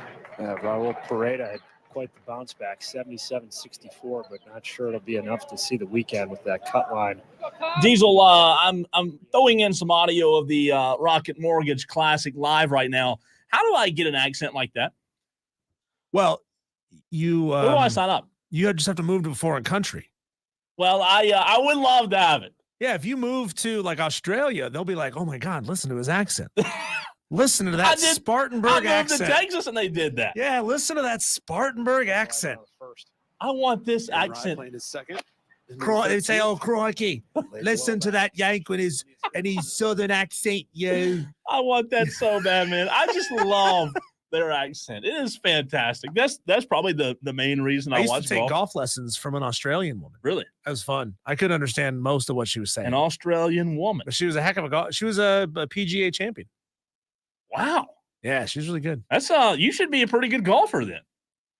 I mean, I improved a lot. Okay. I improved a lot from learning from her. All right, the Atlanta Braves this weekend. I have sent in a request to Brian Snitker, Alex Anthopoulos, and the Braves that, we as Braves fans don't need to be let down this weekend. We don't really need to be disappointed. So I've asked kindly for them to not choke this weekend, at least win 2 of 3. I don't know if that's a possibility at this point in the season, but the Braves do have the Pirates this weekend. Diesel, a formidable team. A quick note, though, on the Braves. This is very important for next weekend, Braves fans. The Philadelphia Phillies have placed Bryce Harper, left hamstring strain, and Kyle Schwarber, left groin strain, on the 10-day IL today. So neither move by the Phillies was retroactive. So they will both miss. 2 of their best players will both miss next weekend series in Atlanta. So you're telling me there's a chance? Probably not. Oh, yeah, they still got a lot of guys smacking the ball. They're still smacking the ball. And, that's a note for next weekend. But this weekend they have the Pirates, as I said, tonight, 7:20. It is Martin Perez versus Charlie Morton. Pirates are 39-41 on the season. On the road, they are 20-21. Is that right? Yeah. So they're a 500 ball club on the road. Man. Let's see. The Braves at home are 24-13. So being the fact this series is being played in Atlanta, if the Braves lose this series, man, they are in trouble because you're a really good baseball team at home. And if you can't beat up an average team on the road, you're in trouble. Here's what I don't understand. The Braves tonight, and again, the Pirates are 39-41, so below 500. But what I don't understand tonight is if we're talking a little bit of gambling, the Braves are minus 200, so they're pretty heavy favorites. And here's what I do not understand with Charlie Morton being on the mound, a guy that's been a liability for the Braves this season, going against Martin Perez, who is an absolute animal, who was absolutely a huge part of the Rangers' World Championship a year ago. Martin Perez is the better pitcher here. Martin Perez is the much better. Has he had a good year? No, he's 1-3 with a 4.71 ERA. But Martin Perez is a really good pitcher, and Charlie Morton is not a really good pitcher right now. I would say that the Pirates should be, I don't want to say favored tonight because at the end of the day, the Braves have a better lineup top to bottom, but the Pirates with Martin Perez really have an advantage. So if you wanted to make a little money, a little profit, you could risk little and win big tonight by betting on Pittsburgh. Hopefully it's not true. Why the heck do the Braves keep Charlie Morton on? He's been there 4 years. Every year we're talking about him being an average at best pitcher, especially in the regular season. Playoffs, and that's it. Yeah. I mean, in 2021, he was 14-6. Pretty good. 2022, 9-6. 2023, 14-12. So far this season, 4-4. He's never, his best ERA was in his first year in 2021, and that was a 3.34. Yeah. He achieved a 3.64 in the entire season last year. Right now, he's at a 4.2. Well, here's the bad news. If you don't win the night, if you don't beat Martin Perez, behind Charlie Morton tomorrow, yeah, you have Max Fried, but you're also going up against the rookie sensation of Paul Skeens. So, what do you think? Livy Dunn's going to be there? I don't know. It's a good question. Ooh, I hope so. When we come back, Cole, let's fight about it. We have a segment we like to do every single day at 5 o'clock called the 5 o'clock fight. You and I have to take the opposite side of an issue, and the Tolos tell us who wins the fight. That's coming up next.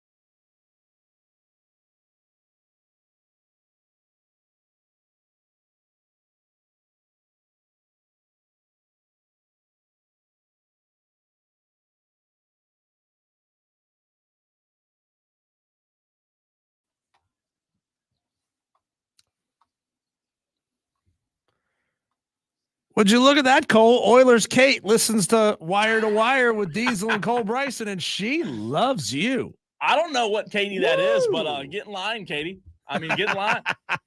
Oilers Kate. That's funny. Oilers Kate. And Madcraft was right. What she apparently has signed a deal with Playboy Oilers to do a spread. Congratulations to Oilers Kate. Wow. You know what? Making something of your life.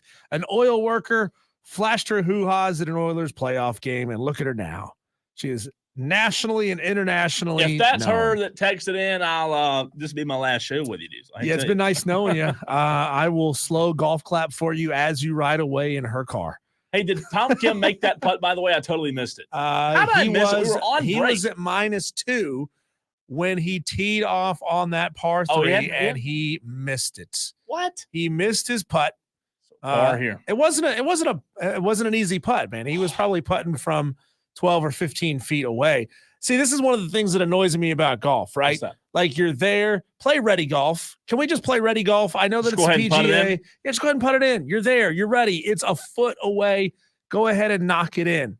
You ain't got to do this thing. Is that his choice or somebody else's? It's PGA rules. Whoever's farthest away putts first. Well, that's dumb. But no, he's ready. Like, everybody who goes out and plays golf, like normal people, you play ready golf. Yeah, like who does that on you're the ready. course? Go hit your putt. Like, you know. Does anybody actually do that? Like, hey, some do. His ball's farthest. Some. I mean, you should do that if you should do that. You know, if you're playing in a tournament, or B, if like one guy is way out, right? Let that guy putt first. But otherwise, just get him to hit your putt. Like, we don't need to do this whole thing. Anyway, here at 5 o'clock each and every day, you and I do a segment that is the most interacted with segment on the show every single day. And it's because you, Tolos, are great. You, Tolos, understand the assignment. You show up at 5 o'clock every single day. You tell us who wins each round of the 5 o'clock fight.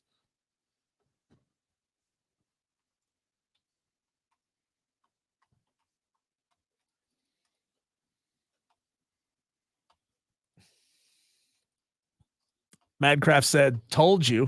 It's because Madcraft's already pre-ordered his copy. Hi-oh. 71307. Start your text with keyword fan, or hit us up on Facebook, on Twitter, or on YouTube and drop a comment. Who wins each round of the 5 o'clock fight? It's time right now for us to get it on. Cole, you want dinner, but you don't really feel like going out for dinner. Do you order Grubhub or any one of the food delivery services and pay the fees, which are ridiculous, by the way? Or do you go get it yourself? Fun fact, I've never used Grubhub. I used the other one, DoorDash. Okay. But same thing, same principle, right? Yeah. Same question. Your choices essentially are pay more for your food and have to wait a while and get it when it's probably a little bit cold and potentially tampered with. Yeah. Or you got to get your ass out of your house and go get it yourself. So here is the one pro, the one benefit of living right off of Highway 9. There's a million choices. You don't have to drive far. So, you know, I used to be that DoorDash guy. I used to be. However, not anymore, Diesel. If I have to go get dinner and I want to go out, or if I have to go get dinner rather, and I'm deciding if I want to go out or just order online delivery, I'll get in the car and I'll go get it. That's the best way. Yep. You know, really? I don't want somebody touching my food in their car, their dog hair. I'll pass. Yeah, but we are living in a world, Cole, of ultimate convenience, right? Isn't the convenience of having somebody do it for you all of the stuff, right? All you got to do is go on an app and order from the app, and then you just sit back and wait so you can do whatever else you need to do with your evening, which usually just means sitting there and doom scrolling until you hear a knock at the door. Yeah, man, I like ordering Grubhub. Even though it's lazy, I know that it's lazy.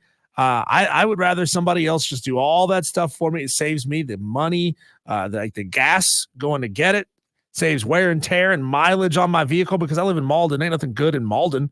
They got to bring that stuff all the way from Woodruff Road.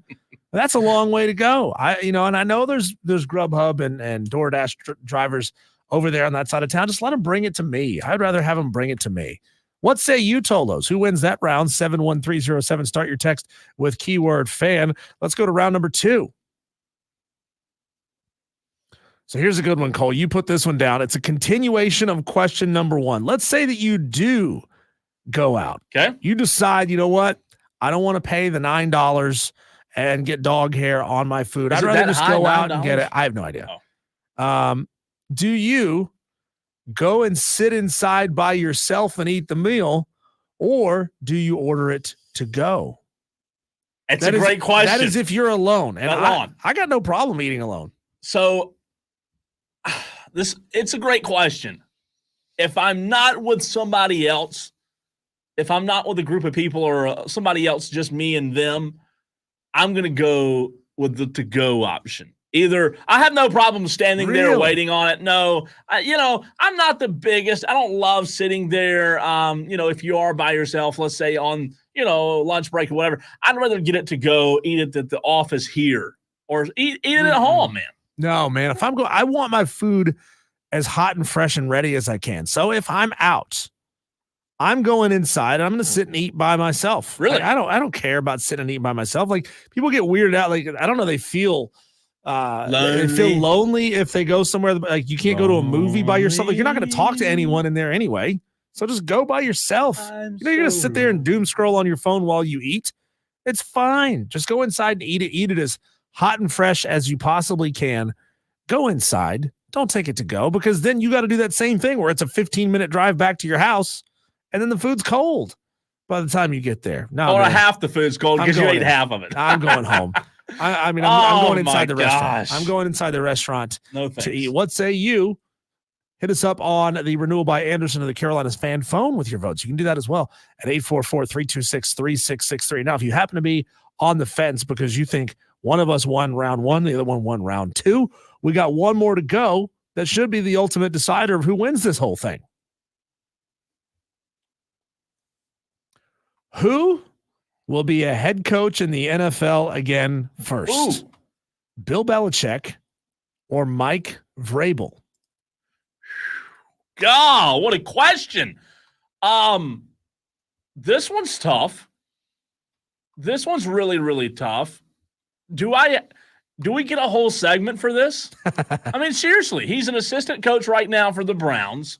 Mike Vrabel is. Bill Belichick is dating a 24-year-old. So at least Mike Vrabel is coaching. He is an assistant in Cleveland. I'll go Mike Vrabel here, getting a job before the old Belichick 24-year-old woman like her. I'm going Mike Vrabel. Well, Vrabel is just a shade over 500 in his career, 545. I don't know that a whole lot of teams are going to say, you know what, let's take another shot at this retread coach.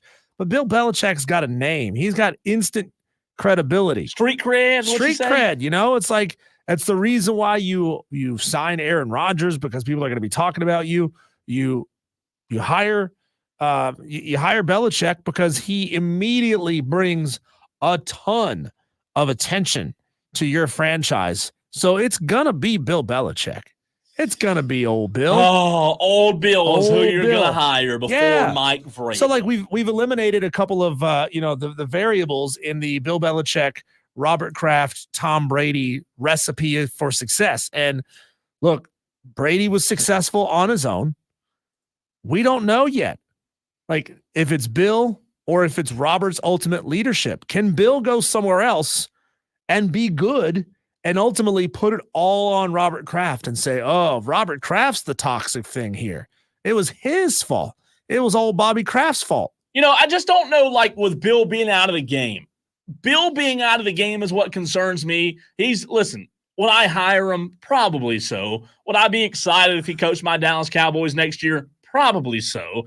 I'd find a reason to be excited about it, right? Yeah. Is he the offensive mind that we all thought he was? We always knew he was a defensive coach, but we thought that maybe he did know a little bit about offense, or I guess we found out Tom Brady was the guy that really carried the Patriots offense, because when Brady left, the Patriots offense quite sucked. So I guess that's the question mark on Bill, is the offensive side of the ball. He'd have to have a really good coordinator with him, but I would go, I still think Mike Vrabel is a good coach and will land The somewhere. thing is, if I'm Bill Belichick and I've got a 24-year-old girlfriend, I don't want to go back into coaching. Well, she's going to break up with you, Bill, if you spend all your time coaching some team all over again.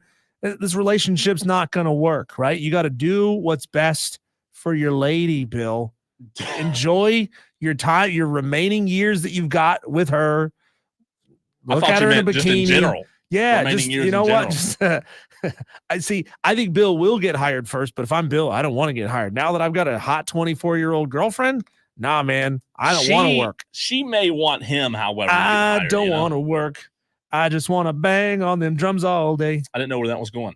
Yeah. With the bang. There you go. That's our 5 o'clock fight. A recap round one. You want to go out, you want dinner, but you don't want to go out. Are you ordering Grubhub or are you going to get it yourself? Cole says, I'm going myself. I say, no, I want to sit around and wait for you to bring it to me. Round two, if you're out and you're by yourself, will you go into the restaurant and eat or will you just order it to go? I said, I'll go in and eat by myself. That doesn't bother me none. Cole always orders it to go. And round three, who's going to be a head coach in the NFL again? First, I said Bill Belichick. Cole said Mike Vrabel. What do you think? Who wins each round?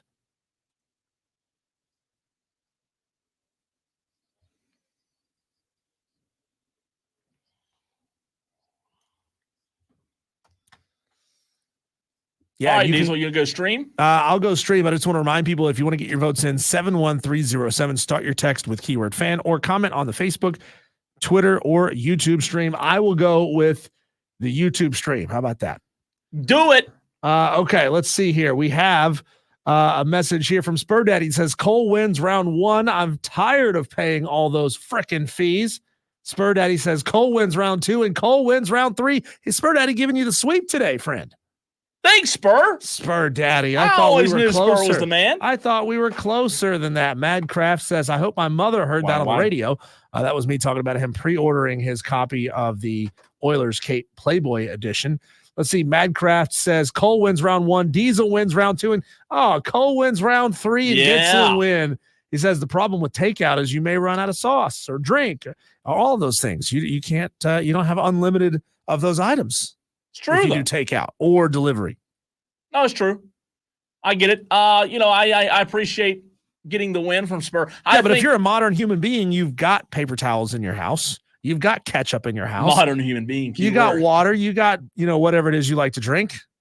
Good point. G on the text line says Cole wins it all. So appreciate that. G, has Diesel, can we confirm, has Diesel gotten a win today? I've gotten one. I got a round two win from Madcraft. Wait a minute. Bullwinkle always chooses Diesel. That's not true. He picked you yesterday. Did he really? I think so. All right. Bullwinkle says Diesel wins all three. Belichick will coach again next year. I enjoy eating alone sometimes as well. Heck yeah. And Diesel wins the week. Bullwinkle. Diesel wins every round. Can you just start texting it at 5 on the dot and say Diesel wins before we even get to him? Because you always do that. You always choose Diesel on the text line. Come on. Texter from the 706 says Diesel round one, Diesel round two, Cole round three. So I didn't get swept, but Diesel, there's your second win today. I love it. I love it. Who's this third texter down, Cole? What's going on with this? That's Alex Guest. Alex Guest, co-host of mine on the Saturday Scramble. He is trying to get me to read things on the text line. He is messing with me. Earlier when Katie said I love you, that was they must be driving down the road bored. They're messing. That's called a power couple right there. It is. She says, if I say Cole wins 3 out of 3, will you Snapchat me like you do my husband? I can't promise. Oh, can't promise. Bullwinkle says, Cole, I had you take it down yesterday. Get out of your feelings. Bullwinkle, my memory is so bad. I can't remember what I had for lunch today, Bullwinkle. I don't even remember what we voted on yesterday, what the 5 o'clock fight was yesterday, Bullwinkle. I think we voted in the runoff election yesterday, Cole. Well, Bullwinkle, if you voted for me yesterday, as you said you did, I believe you. I just, like I said, I forget. Bull something. Hey, did we, again, my memory is so bad, perfect example. Have we ran the outro yet? Yes, we did. See? Look at that. Yes, we did. Madcraft says, I just received a call from my mother. Thanks, Diesel. What did you do? That's because you used her credit card to order it, Mad. I'm lost. I'm digging a deeper and deeper hole for him. What happened? He was reminding me that there was the Oilers Kate Playboy spread that's coming out. I made the joke again, mother mad. I made a joke that Madcraft's already pre-ordered his copy. And then he says, I'm going to get a call from my mom. And then he did get a call from his mom. And then I said he used his mom's credit card to buy it. So this is just devolving, man. It's spiraling. That's bad. You owe him an apology. Alex also asked on the text line as his son Keith, who is 2 today. Oh. He texted in as Keith, I'm 2 today. I highly doubt a 2-year-old can text. Maybe in the world we live in. Incredible thumb strength. For really. Put a golf club in that kid's hand, and 15 years from now, he's going to make you rich. It is 2024, right? Yeah. I mean, we talked about yesterday with VHS. Hey, I know a lot of people who text like 2-year-olds, and they're 30. Sometimes I do that, so I'm guilty. You mean like if I say you, like spell out just the letter U instead of Y-O-U? Is that what you mean? That's a good example of it. Do I do that? Yeah, sometimes. It's lazy. It is lazy, but I do it. I do it. Absolutely. I text like you said do. I know. That's why I said it just for you. I text like a 2-year-old sometimes. I get it. Hey, it's better than voice to text when, voice sometimes gets it, sometimes doesn't. You never know if Siri's going to understand what you're saying. Better than that. I do use voice to text, and it's a pain in the ass. You know what's better than that? I need to start using more, but I don't for whatever reason. And I think it's because it's not as accessible, but the recording. Like if I was going to text you, and here it is literally doing voice to text right now. You know how I can send you a voice recording? Did you know that? Yeah. It's just like a text, but I just record it. Speaking of that, we need to bring back here in the next couple of weeks, we need to bring back AI. Yeah. Need to bring that back. We did that, the first week of the show? Voice control or voice print or whatever it was called. So now I've accidentally hit the voice to text button on my keyboard, Diesel, and it won't stop. How do I get it? I mean, it's literally, it's going nonstop right now. Are you going to send me this? Are you sending me a 10-minute voice message here? Damn it, Cole. I'm just going to tell you right now, I'm not going to listen to it. Don't do it. All right. In the very next segment, by the way, you can text the show as well, 71307. We got off the rails there a little bit, but it's okay. That's what we do in the summer. It is June, almost July. Not a ton of sports to get to right now. But in the very next segment, before we do that, though, thank you for the reminder, Diesel. We're going to get to some South Carolina Clemson conversation in the next segment. Before we do, I forgot I put Billy Bob from yesterday on hold, and I was about to go to break without getting to Billy Bob. That's my fault, Billy Bob. I apologize. What's up? Hey, Cole. About Bill Belichick, one thing that you should have asked here is this. So it's not if he's going to coach again next year, because he might. But the question here is, will his girlfriend break up with him before Cade Klubnik throws an interception against Georgia in the opener? That's the question that needs to be asked. God, where is Billy Bob getting these? These are great. That's 2 good ones in a row, 2 days in a row. Thanks for the call, Billy Bob. Will Bill Belichick's girlfriend break up with him before Cade Klubnik throws an interception against Georgia? Did that really just get asked? Man, that's tough. That is rough, You're asking Billy if the Bob. relationship's going to last 3 months. 3 months. Why are y'all assuming he's going to throw an interception against Georgia? Why are you assuming this is not real love? Just because they're 48 years apart in age. I know you may disagree. I like that call from Billy Bob today better than yesterday's. And yesterday was really good. It was promo worthy yesterday. Just imagine being old enough to go get that backdoor exam before your girlfriend is even born. Nah, I'm good. Madcraft says, man, that guy is something else, talking about Billy Bob. Billy Bob. I think I have the worst memory ever. I've already forgot yesterday he called about something, and you told me to put it on a promo. Why is my memory so bad? Do you remember he when was ripping on Clemson? He was ripping on Clemson. So he's ripped on Clemson 2 days in a row. Is that true? He has. Wow. Will Bill Belichick's girlfriend break up with him before Cade Klubnik throws an interception against Georgia? He didn't say, Diesel, he didn't say before Cade throws an interception. He said against Georgia. He's calling it. He's calling it.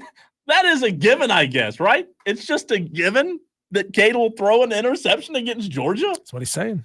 Jeez, you people are terrible, but you might be right. We'll talk about Hey, speaking of Cade Klubnik, Diesel, we're going to talk a little South Carolina Clemson next. What do I mean by that? Well, South Carolina Clemson, in the very next segment, I want you and I to rank the units. There are 4 units here that we're going to rank.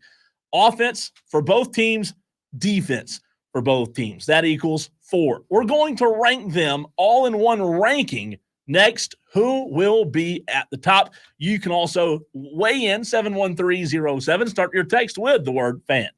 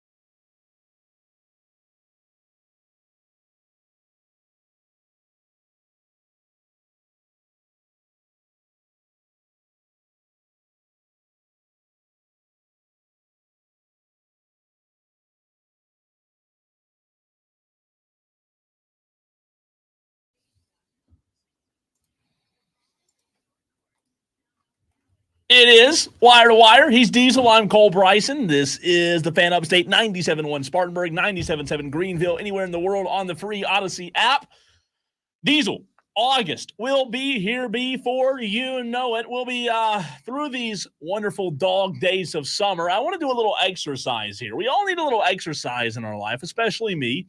But this exercise, I want you and I to take a little bit of a closer look at the offensive unit, the defensive unit for both South Carolina and Clemson.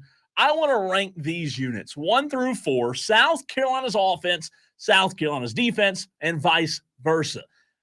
I do believe that this year, sometimes when the rivalry is not as good, these two teams are really dominant, like the Trevor Lawrence and how bad South Carolina was at the time. This would not be a fun exercise. This would not be a good exercise because it'd be Clemson's offense, Clemson's defense, South Carolina, right? I do believe there is some parity between these units. So I ask you, do you have any issue with my list? And if so, where on my rankings, unit by unit? I'm going to start at the very bottom of the list. What I think will be in 2024, Diesel. Number 4, I think South Carolina's defense of the 4 will be the worst unit in 2024. Any pushback or disagreement there? No, not really. No, I'm fine with that. And hey, somebody's got to come in last here. Well, they do. Here's where I found this exercise difficult for one reason. They lost Xavier Legette on the offensive side, right? I really found it difficult when I ranked the units 1 to 4.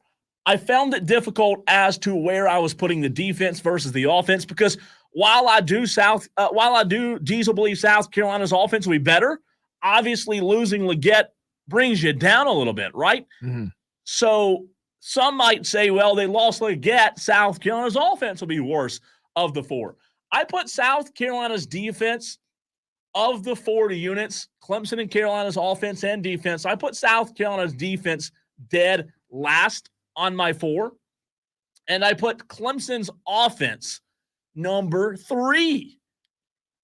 Is that, again, EA Sports would disagree with me, right?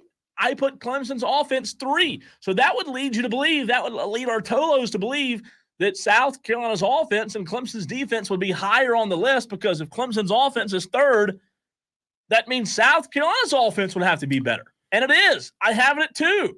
And then I have Clemson's defense at 1. Any issue with my ranking of these 4 units, again, Clemson's defense 1, South Carolina's offense 2, Clemson's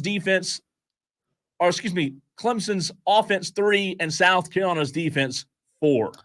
Yeah, I mean, I got an issue here because we have to start doing some predictions here. I know the other day I was yelling at somebody saying, "Hey, this is not about what you've done in the past. This is not about what you could do in the future. This is about what you've done in the past." Well, now we're having to project a little bit here, right? What do we think they're going to be? Well, South Carolina's offense is changing an awful lot, right? They didn't have a particularly great offense last year. As a matter of fact, they were ranked 80th in the country in offense last year. Clemson's offense last year wasn't great either. They were 49th. So, I mean, the fact that South Carolina had an 80th ranked offense and they're replacing their quarterback and their best wide receiver, and Clemson had the 49th best offense and they are keeping their quarterback, which again is a big question mark, but you have to predict some form of improvement, even if it's marginal improvement from year 1 to year 2 of Cade Klubnik. So I would push back there and swap your 2 and 3. So I would have South Carolina's defense as the worst of these 4 units, South Carolina's offense as the 3rd, Clemson's offense as 2nd, and Clemson's defense 1st. Clemson's defense is going to be nasty again. Yeah, it is. Spur Daddy on the stream. By the way, we're live on Twitter, Facebook, and YouTube. Spur Daddy says, I disagree. Carolina's offense will be worse than their defense. Defense will be improved. offensive line has to be able to block someone before I can say their offense is going to be better than the defense. I hear you, Spur Daddy. I guess the only thing I would say to you is, as a Gamecock fan, who you are, can South Carolina's offensive line be any worse? Truly, can it be? I mean, Marquis Anderson coming back, obviously he suffered an injury last year. Marquis Anderson coming back to the offensive line, them adding a few guys, I don't think this offensive line is going to be any worse. Usually you would look at it and say, well, as bad as they were last year, there's only one way for them to go, and that's up.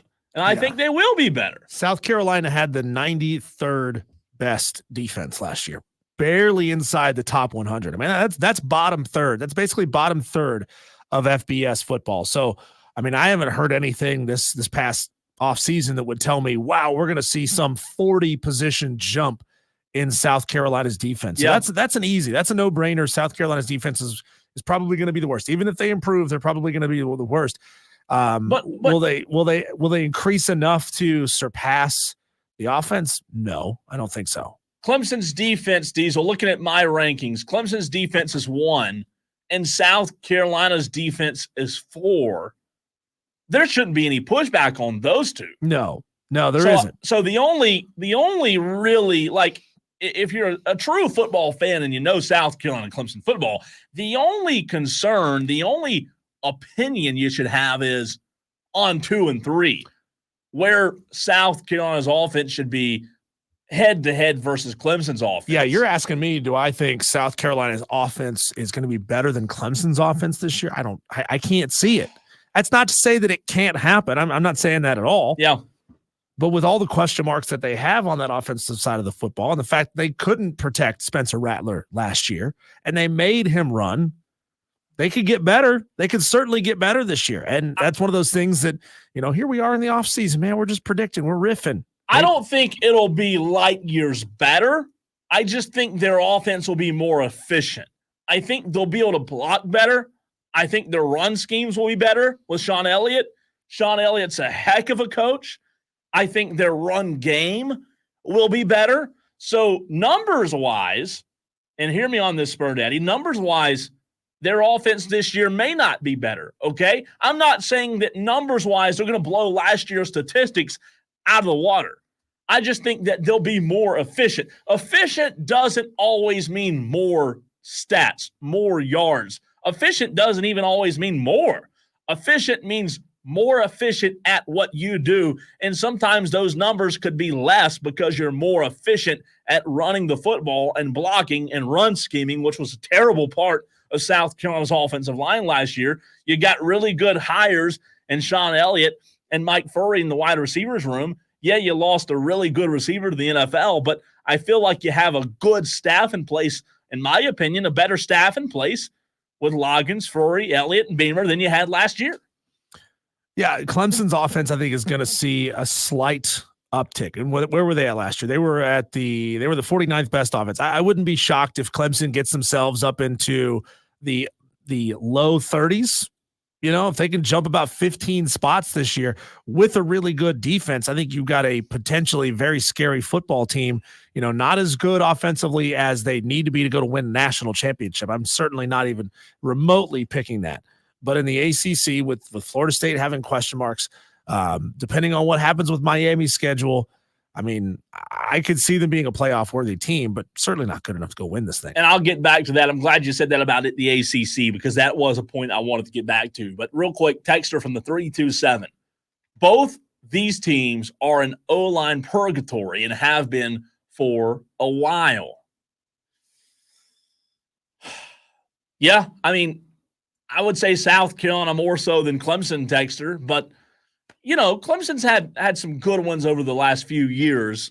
They haven't been elite, but purgatory might be a little bit of a too strong of a word for Clemson's offense. Madcraft says Clemson's offense will be amazing if we go by the EA standards. Where were they? 10th in offensive rankings? That's which is ludicrous. So absolutely ludicrous. Here's what's interesting.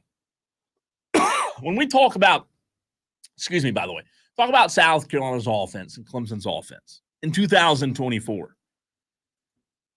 If you and I come back to this very subject, Diesel, in December with a stat sheet of Clemson's offensive efficiency versus South Carolina's offensive efficiency, you and I may very well say in December, well, Clemson's offense was better in 2024.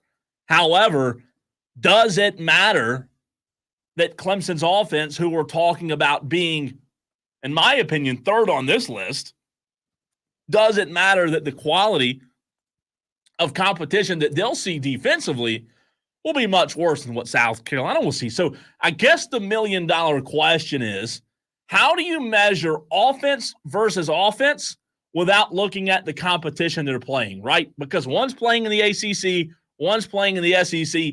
How do you fairly compare the two offenses without saying, well, South Carolina's offense wasn't as good because they were playing in a very tough conference? It's a great question. Yeah, I mean, you certainly have to look at things like, let's just say for the sake of argument, that Clemson is averaging 350 yards a game of total offense, and South in the ACC.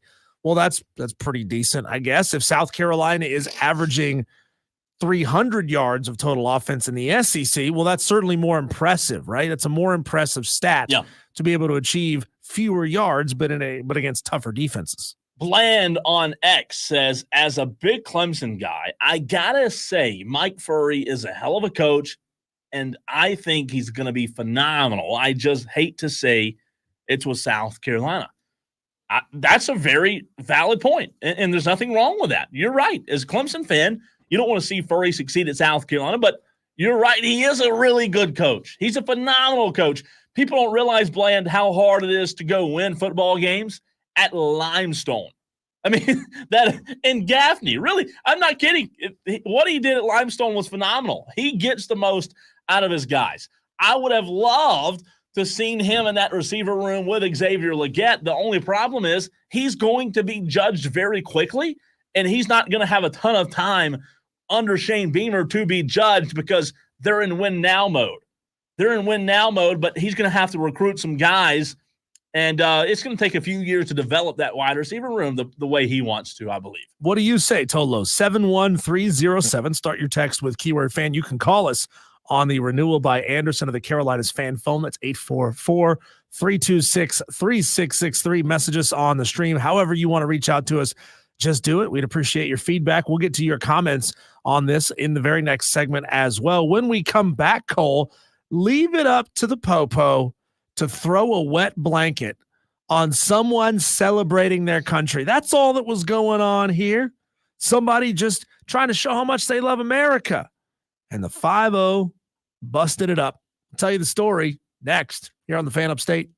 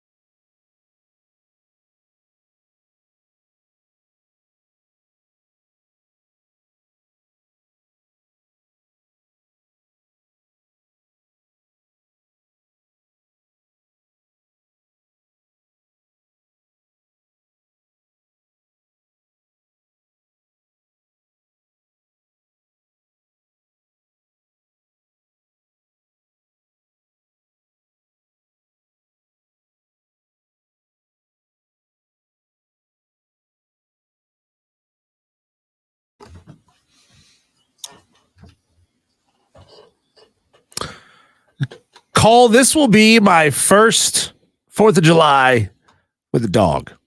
And you know how people like freak out. Don't shoot off fireworks. It's scaring my dog. Yeah. Guess what, dude? You knew 4th of July was coming. You did nothing to prepare your dog, to desensitize your animal.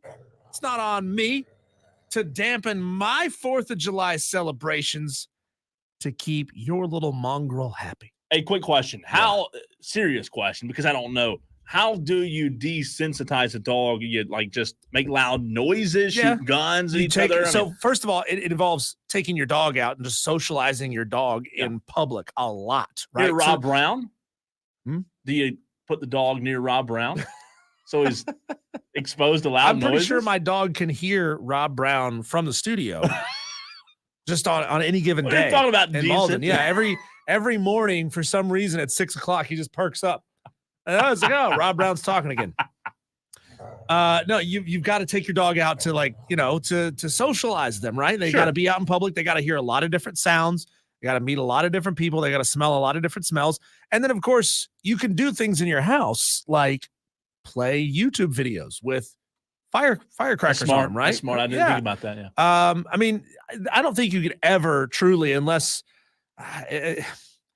your dog just so happens to be super cool and calm, I don't think you're ever going to have a dog that's just completely unbothered by fireworks, especially if they're close by. I don't know if any dog will ever be as unbothered by fireworks as Terry. Bag up, Terry. You remember Terry? Bag up, Terry. You remember Terry? Who just sat there and never moved? Back up, Terry. Back up, Terry. Terry never moved. So if you talk about desensitizing, he was beside the firework and never moved. That's literally the definition of not giving a single bleep. No, I saw a meme a few weeks ago, Cole, and it's totally true. And this is really they hit the nail on the head. They were just joking around, but they hit the nail on the head. Okay. You might have seen this meme. It's Hank Hill speaking to Bobby, talking about how wrong it is that Americans have to pay taxes on fireworks that we shoot off to celebrate our end of paying taxes to the British. He's right. It's frankly un-American to have to pay taxes on fireworks. I think here should be the rule, Cole. Now, I don't all the fireworks vendors in the upstate are like, what I need the tax revenue. Now, I think we should all be able to purchase fireworks up to the value of $177.60, 1776, tax-free. Anything over $177.60, that's when you got to start paying taxes on it, right? I like that. But a lot of people wouldn't have to pay taxes. Right. Or you just go buy $175 worth of fireworks 2 or 3 times, right? It's happened too. It's real easy to do. It's really easy to do. Fireworks are expensive. But I found the story, Cole, that's going to simultaneously make you say, oh, what a shame. And that's awesome. So this story comes out of Connecticut, suburban Connecticut home. And I've seen photos of this house. It's beautiful. It's like a really nice house. Firefighters found this house filled with dangerous fireworks while they were putting out a fire in the house. So, I mean, think about the potential of things going really, really badly with this scenario. But they I guess they responded to a fire in the garage. And then in the process of inspecting the home, they found a huge stash of fireworks in the basement. I think how bad this could have been, with all the firefighters in the house if this thing had caught fire and started going up. So what did they choose to do? Instead of removing all of the fireworks from the home, they just said, bleep it, burn it down. They just burnt this family's house down rather than trying to remove. I haven't seen a photo because, they burn it down. There's no photo of the inside of this basement, but it must have been stacked floor to ceiling with fireworks in this family's basement. Because of the fireworks, though? That's why they burned it down? Yeah, they couldn't. The fire, again, I don't know. I wasn't there. Wow. So I don't know why they made this determination. That's rough. But they did. I feel like that might be a little extreme. Well, here's the thing, Cole, is they described it as a haul of commercial grade fireworks. So, AKA bombs. Yeah. Yeah. These are not like consumer grade. These are like high-end commercial grade, like high-end stuff, right? Yeah. Big the stuff. Deputy Police Chief, Kevin Stratton, told the newspaper that it was just easier to burn the home down, let the fireworks go out, since they weren't sure exactly how much explosive material was actually inside the house. Can you imagine if those suckers would have went off? Think how dangerous it was. God. They said there was a family of 3 and their dog living in this home when the original fire, the one that was in the garage, occurred. How dangerous is it to have a basement stuffed with explosives? Yeah. I always thought growing up, and maybe this was just me, but hopefully somebody else thought about it too. Like you see the big fireworks stores on the side of the interstate, on the side of I always thought growing up, like, what would happen if one of those suckers went up in flames? Yeah. I mean, can you imagine? It'd be full force. Did you not see the Jackass movies when they would like put everybody in the trailer of an 18-wheeler and they would set off a bunch of fireworks in there? That's true. It's rough, man. Yeah, rough would be putting it mildly. But here's the thing, Cole, is police there expect to file charges in the case. Somebody's going to jail. They should. For what? Like for loving America, for wanting to celebrate their country? I mean, this is just a suburban home. It's not like it's Al-Qaeda, right? They're not planning on taking the neighbor's house down with some whiz poppers and flashbangs. Well, they could have been. You just don't know, right? Well, that's true. That's true. Maybe the dog was plotting to do something. Look, I mean, all kidding aside, though, who needs all that? Fireworks are outrageously overpriced. It's true. And you know what the worst That's why part I is? stick to snakes and sparklers. Well, here's the deal. I love snakes and sparklers. I love fireworks, but the worst part of fireworks is like it's the exact same as lighting a $10, $20, $50, $100 bill on fire. I mean, it is. You're essentially lighting a $100 bill on fire. That's what you're doing. And it sucks.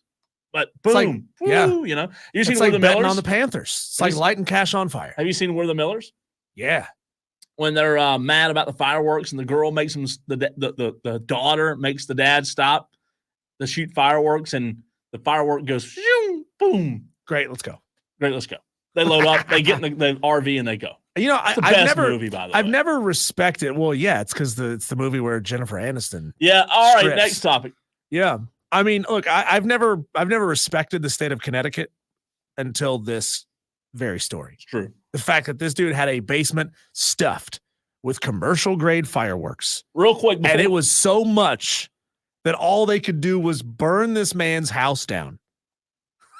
No, I agree. It's nuts. Awesome. Before we break, let's go to the phones. Renewal by Anderson of the Carolinas fan phone, 844-3263-663. Our daily Dewey. Let's see if it's any good today. Dewey, what's up? Dewey, you got 30 seconds.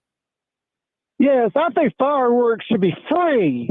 Yeah. Go in there and just get fireworks. And beer should be free too.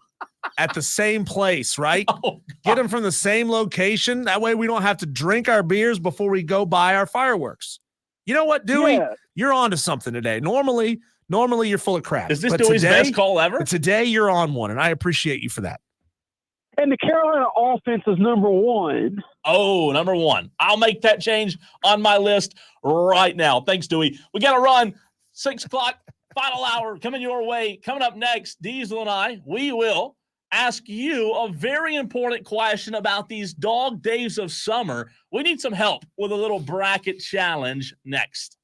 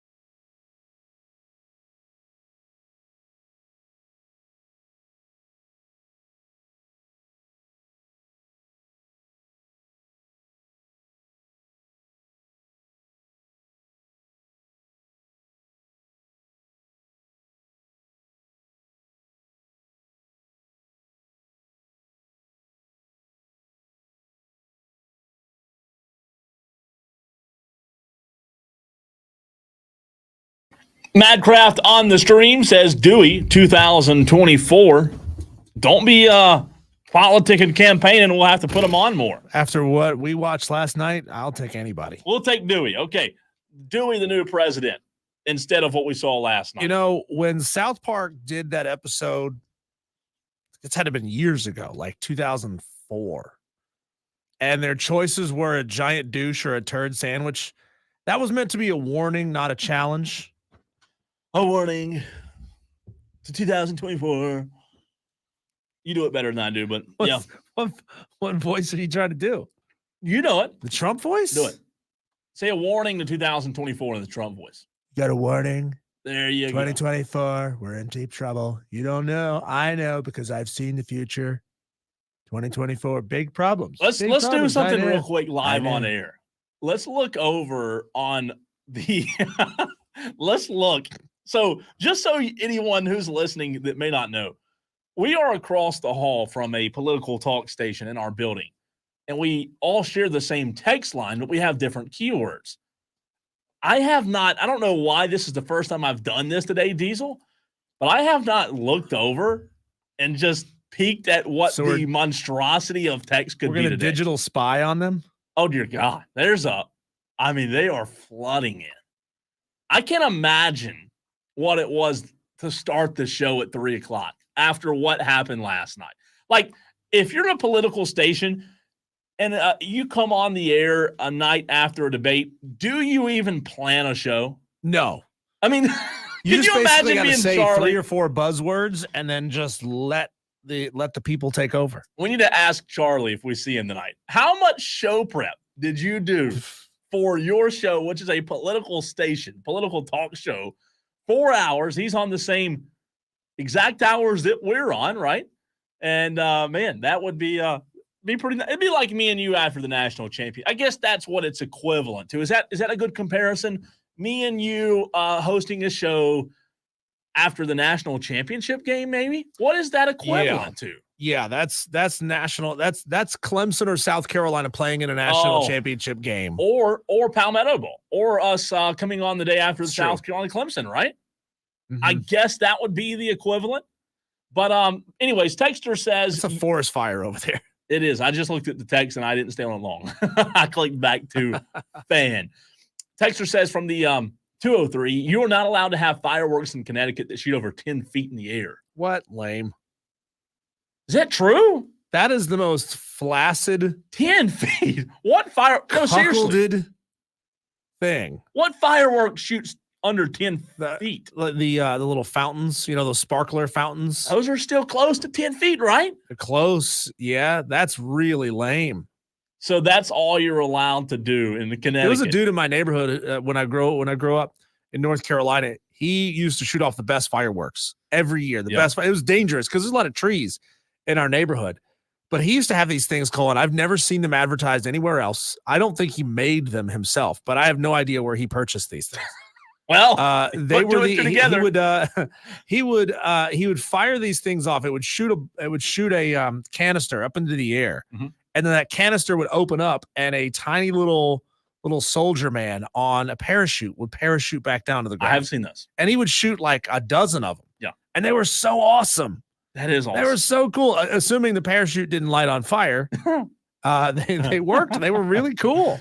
Is there anything funnier looking back on than when a firework tips over and it's shooting parallel to the ground? I mean, really? Oh, I think the statute of limitations is over on this, and our boss is out of town, so it's probably okay for me to tell the story. Oh God. Just for poops and giggles, one year I had an old desktop computer that I was like, what would happen if I stuffed it full of fireworks and set it all off behind the radio station, right out there, God. Right out there. It was like one of those desktop computer boxes that I had stuffed a whole bunch of stuff into, including a couple of those mortars that go down into the the hard plastic base. It's supposed to shoot up in the air. One of them blew the back cover off of the computer and then got deflected over to underneath the tower out back. No. And it lit some grass on fire underneath the radio tower. So I literally started a grass fire behind the radio. I ran inside was freaking out, like, oh crap, I don't have a fire What'd you extinguisher do? ready. I had to run through the building. Like, I'm talking freaking out, looking for a fire extinguisher to go put this thing out. That is freaking hilarious. I never told anyone. Nobody. I didn't tell anyone until now. But like statute of limitations, man, that was like 15 years ago. My. How many years ago, really? 15, yeah. Oh, so you hadn't been here long. No. So you said, hey, No, I'm gonna I go would have on. totally gotten fired for that. Texter says, back up, Terry. We already had that audio. You might have missed it earlier. That's a classic for the 4th of July. Come on. Texter says, for what it's worth, it's also $500 to kill a praying mantis in Connecticut. All right, Texter, thank you for that. Now we know. Random fact of the day. That never gets old. Like, that is one piece of audio that'll never get old. All right, we do want to ask a question to the Tolos, our audience, our Tolos who are still listening. Turn it on, leave it on. That's what you are, Tolo. And, Diesel, we have the dog days of summer are here. And, we need to do some kind of little bracket challenge. You talked about, crowning an America's team a few months ago. You and I talked about a Tolo brought it up, and we were talking about, was it the best barbecue in town? I can't remember if it was the best barbecue or not. Best barbecue in town, Cole, is difficult because it's extremely subjective.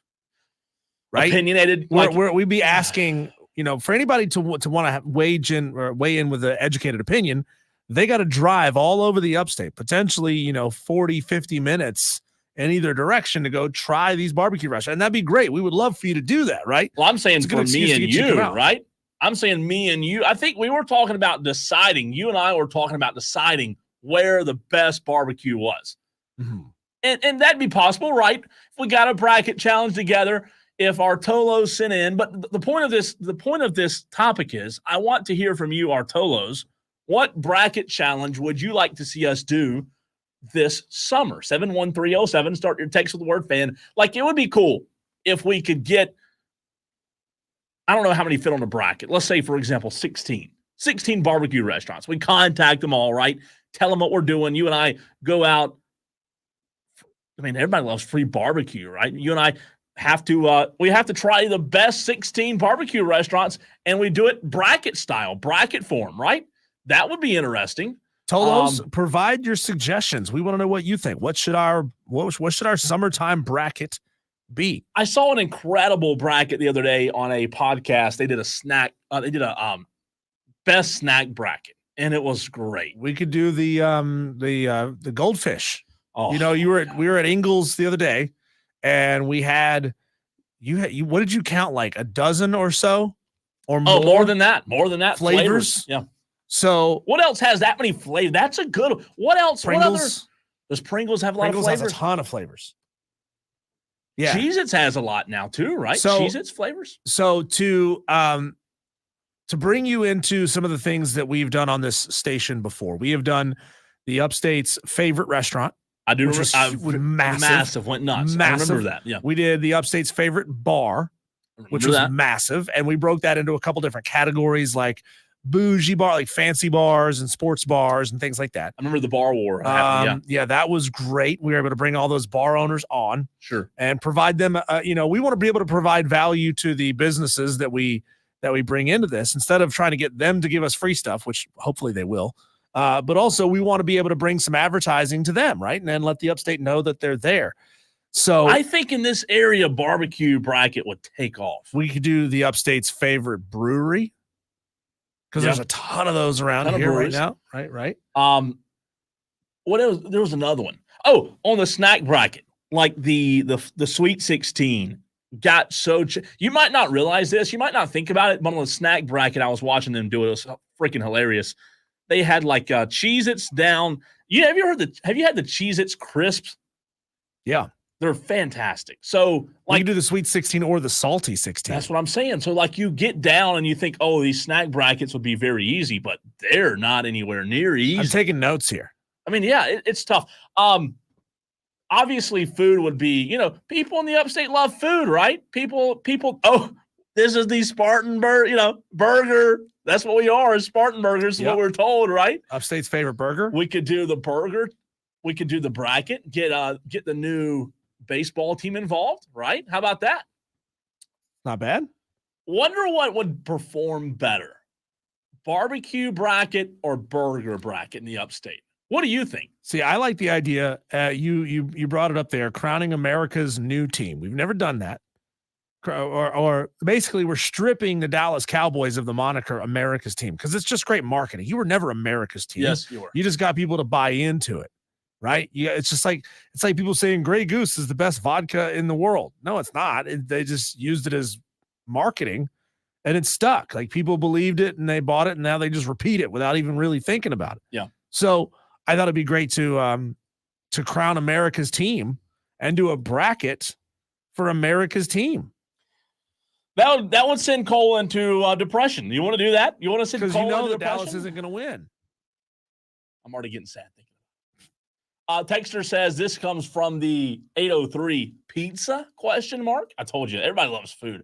Texter from the 549 says worst Olympic sports bracket. That's a good one. Again, Texters, we're just thinking Tolos. We're thinking of local things. Pizza's a great one. We're just thinking of ways to get local business owners advertising, get them involved, get some free food for us, have you out there as well, right?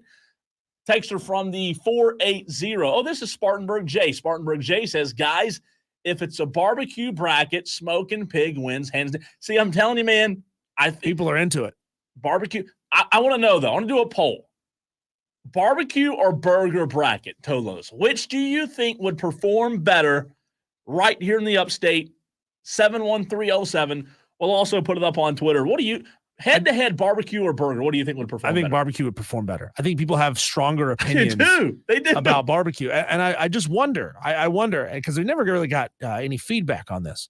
How many of you Tolos who have been around the fan Upstate for a long time, how many of you went out and patronized the restaurants and bars that we had in the bracket? 100%. Like these might have been bars that you had never heard of or restaurants that you had never heard of, right? How many of you actually went out and checked out those places? Because that's ultimately the point, right? We want you, Tolos, that's right, to know that, hey, there's this really cool spot over in Inman that you never knew was there. So it's definitely worth taking a road trip up to Inman. You know, we're trying to bring people together. We send them business. They come on and give us a little free food. Here's a good suggestion. This is from the 465. Upstate's best mom and pop. No chain. Just one restaurant. That's a good suggestion. I like that.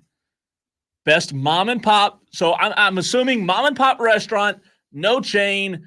It can't be anywhere else in America, right? Is that what that means? I guess. I mean, what if it was a homegrown? I mean, I can't think of a specific example off the top of my head of this. Like, what if it was a homegrown chain that started as a mom and pop here? Would that count? It should, right? Yeah, it should.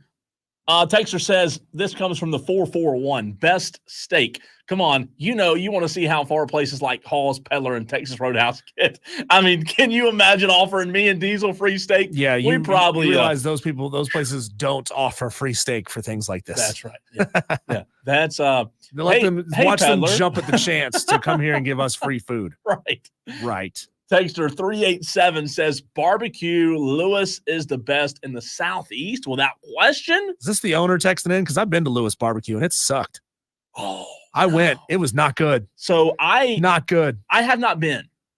Diesel says it was not overrated AF. What do you think it was? The food quality for you? It was everything. There was the ambiance was weird. Huh. The way you ordered your food was weird. Did you go through a line and yes. When it was? See, that's Texas style. They made you take. It took a long time for them to get it to you. So you wouldn't like Texas the portions style were barbecue. Bad. Not big enough portions. No, it was not good. It was not. I'll never go back. I went there one time. I'll never go back. Oh wow! What if it's free? Flat out. What if it's free, and it's part of a bracket challenge?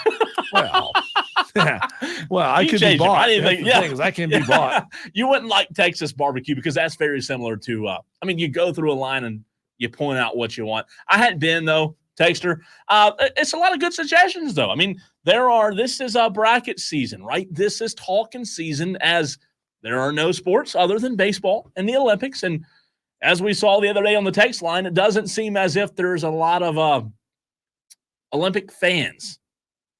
You know, when you did the 5 o'clock fight at Ingles the other day, just not as many people. Yeah, but I'm not gonna let you or the Tolos ignore the Olympics. Oh, I'm gonna ignore it. I'm gonna ignore it, Diesel. I'm ignoring it. Tell me this. It starts July, correct? Mm-hmm. Is it the end of the month? Beginning of the month? Do you know? I think it's mid to late July. I don't know. I will. Obviously, if you put it on the rundown, we'll talk July about 26th. It starts July 26th, end of July. I guess I'll have to watch a little bit. I just don't care about it. Like, it's one of the biggest events in the world. I know. What are we going to talk? What are we going to break down? Clemson's wide receiver room? Yeah, for like the 9th time. Yes. No, that exactly. sucks. Olympic talk. What do we talk about? No, seriously though. What do you talk about? How great was that rowing last night? We got smoked by Bangladesh. You know, I mean, Texter says you could split the barbecue restaurants into types, like the bar bracket. What do you mean types? There's only one. Is there different types of barbecue restaurants? I don't know. I don't know what kind of types you're talking about. Like, I just know barbecue restaurants. I didn't know there was such thing as types. But, you know, most of Diesel, I don't want to say this wrong. I believe most of those style restaurants around here, like you do have chains, but you do have a good amount of local restaurants as well. So there's a lot of good possibilities. Yeah. Food ones are tough because people just vote for the one place that they've been to. And they like it. And they don't bother going to the other places. Spur Netty says upstate favorite sweet tea restaurant or dessert? Sweet treat restaurant. Oh, I can't read. Sweet treat. You know I can't read. By the way, speaking of food, Diesel, your Ingles live read is the very next break. So just a quick programming note there behind the scenes. Ingles has great food. Ingles is the best bracket, right? We can't do a grocery store bracket. Yeah, we could do a bracket of just all the things that they sell in the deli. God, that'd be a huge bracket. Their delis, I mean, it's unbelievable. Melissa went and found boiled peanuts. I didn't even know they sold boil in the boiled bag, peanuts. ready to go. That's there was instructions nuts. attached to the bag. It's like doing a low country boil. Oh, like there's that's a spice packet inside the bag. Just drop it in. You just drop it in. Yeah. All you got to do is take the tag off the bag, drop it in, boom. Alan Baby says brackets for Mexican restaurantes. Ha ha. Little sombrero action. I like it. All right, Shane Connuck, Diesel. Yep, Shane Connuck of the Charlotte Observer. We had a fantastic conversation with him earlier, breaking down the race at Loudon, the rain tires, and the little prediction, what he sees coming up in the race at Nashville this weekend. That's next on the Fan Upstate.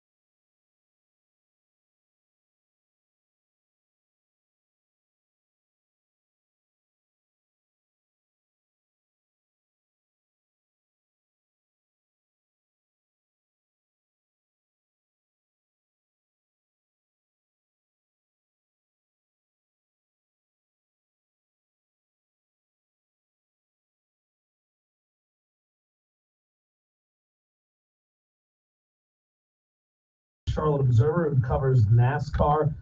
Shane, it's official now. Chase Briscoe, who's 15th in the points, will step into Martin Truex's number 19 Joe Gibbs racing car next season. How did this whole thing come to be? I mean, it's certainly good for Joe Gibbs Racing, who will have, I think, 4 of the top 15 drivers inside of its building next year. And can you kind of put into perspective with your answer, how important to the ownership groups are these owner standings? Do they really matter to them? Chase Briscoe coming to JGR is a big get. They had to get an up-and-coming younger driver to step into that number 19 car, and that is what Chase Briscoe is providing. Had made the playoffs advanced deep 2 years ago, has been with Stewart-Haas Racing, which, as we know, a bigger team in the sport, and Briscoe now, as he heads to JGR, that's important, like you guys said, to have teams, especially like that one, the leading Toyota team that has 4 cars in the Cup Series, to have all 4 or most of those drivers to have good shots at the playoff every single year. And that's what JGR has been with for a while now, for as long as it's existed, really. And as you've had not even just the Kyle Busch at JGR era, to now have Denny Hamlin and Martin Truex Jr. as long as they are, Truex retiring, Briscoe now stepping in. These teams, it's important to try and win these owners' championships. And going back to last year, Chase Elliott, who quickly is back to the top of the standings week in, week out when we look this year, even though he's only got 1 win to his name. But last year, when he had the 6 race period in which he did not compete at all, and he ended up missing the playoffs, it was very important to him, and he talked about it. I mean, he probably also wanted to have something to talk about when he was not competing in the playoffs and in the round of 16, but he was competing for Hendrick Motorsports to try and bring home that owner's championship. And I do believe that, especially for whether it's a smaller team with 1 or 2 cars that values every point it gets like that from those 1 or 2 drivers, that for a big team like JGR that's leading the way with Toyotas and has been in a lot of ways leading the way in the sport for other teams like 2311 and all these development programs, these Xfinity programs, it is a big deal for these teams to not only potentially win the championship or compete for it, but to have 3 or 4 cars that are capable of winning the race every single week. Shane Connuck of the Charlotte Observer joining us right here on The Fan Upstate. I'm Cole Bryson. He's Diesel. Shane, a buddy of mine, Brock, who is a big NASCAR fan, he's my, I guess you would say, he's my NASCAR tutor in a way. You know, golf and NASCAR are the 2 sports that I ask a lot of questions about because they're not my favorite sports in the world. So he asked me to ask you a fascinating question about NASCAR capitalizing right now with no other major sports on. Football, gone. Hockey, over. Basketball, over. Or baseball, over. Basketball is over. Baseball is still going on. But to that point, to that question, how would you say NASCAR could capitalize on no other major sports besides Major League Baseball going on right now? It's a great question. It's something that the sport continues to talk a lot about. The big reason why it's adding that in-season tournament next year. So we're going to have, it is a 5-race stretch. The 5 races that are going to be broadcast on TNT Sports in the middle of the season during these kind of summer months, around the time of the year that we are in right now. Next year, going to be an in-season tournament. You're going to have drivers paired up against each other in a March Madness style bracket, and drivers trying to finish higher than one other driver on the grid. And fans are going to be able to have bracket challenges and bet on individual matchups and have parlays and all that fun stuff. And the big belief is that on top of everything else and the action that's going to create within the sport, that during these few months when Major League Baseball is really the only other major sport happening, that this can make those 5 NASCAR races that are on TNT Sports not necessarily really mean something, but this is going to make them mean like this is going to have, just like the NBA had this past year, which, you know, an inaugural winner of the in-season tournament. So that's going to be something already next year that's going to add something to really spice up the competition among these races in the middle of the season, as opposed to just the sport will just be on as it always has been during the months of July, August when it's behind other sports. And then also next year, the 5 races that are on Amazon Prime Video before that. Then you'll get to NBC and Peacock, and then afterwards, so that will be, or a certain race on Peacock, so that'll be just breaking up the schedule even more and emphasizing different races, having them mean different things. And the hope all of that brings more eyeballs to the sport during these summer months as soon as next year. Find him on Twitter at Shane_Connuck. Shane Connuck of the Charlotte Observer joins us here on Wire to Wire with Diesel and Cole Bryson. You know, the city there in Charlotte just approved $650 million to improve Bank of America Stadium. We've all seen the renderings of the facelift that they're planning to that stadium. And over the past couple of weeks, we've talked about NASCAR attracting new viewers and getting creative with the way they attract new viewers. And we've just talked about this new look in-season tournament. Do you foresee, Shane, a day when NASCAR venues start getting these, almost billion-dollar facelifts to their facilities to try to attract people that way? Honestly, I've been really impressed to see how state-of-the-art aspects of these more modern racetracks are becoming in different places. And there are always going to be plenty of aspects of the racetrack they're going to have be similar no matter where you go. You look up the grandstands, you have some kind of banking on the track, but then certain places are a completely different vibe when you walk around the infield at, say, Talladega compared to Daytona or Phoenix now, that have different bars and restaurants in the middle of the infield, and clearly trying to bring different cultures and different businesses to the track that ultimately brings different people to the racetrack. And it's really cool to see how these places keep becoming more and more modernized. But in terms of having one of these big, what Bank of America Stadium's looking to do, what these NFL stadiums that are looking to host Super Bowls and major events, it wouldn't surprise me if racetracks come to that point soon, because these racetracks, you look at NFL stadiums. Why are big concerts often held in football stadiums? Because they're the largest venues. We all remember years back when Tennessee played Virginia Tech inside of Bristol Motor Speedway, because think about these racetracks. They can fit 150,000 people in them, some of them. And so to keep, especially Charlotte Motor Speedway here, hosting big non-racing related events, it seems like it's a matter of time before one of these bigger racetracks tries to make that step forward. And then who knows what kind of events we can continue to see be held inside of these racetracks the same way we see big events be able to cross over different sports and create even bigger, to elevate the atmosphere for different sports. And Shane, juxtapose that with the vibe at North Wilkesboro, where it's all very, very stripped down and very almost kind of run down in a way, and fans really kind of love that. So it's going to be interesting to see, the fans who love the old school, no frills kind of vibe versus the fans who are attracted to all of the bells and whistles.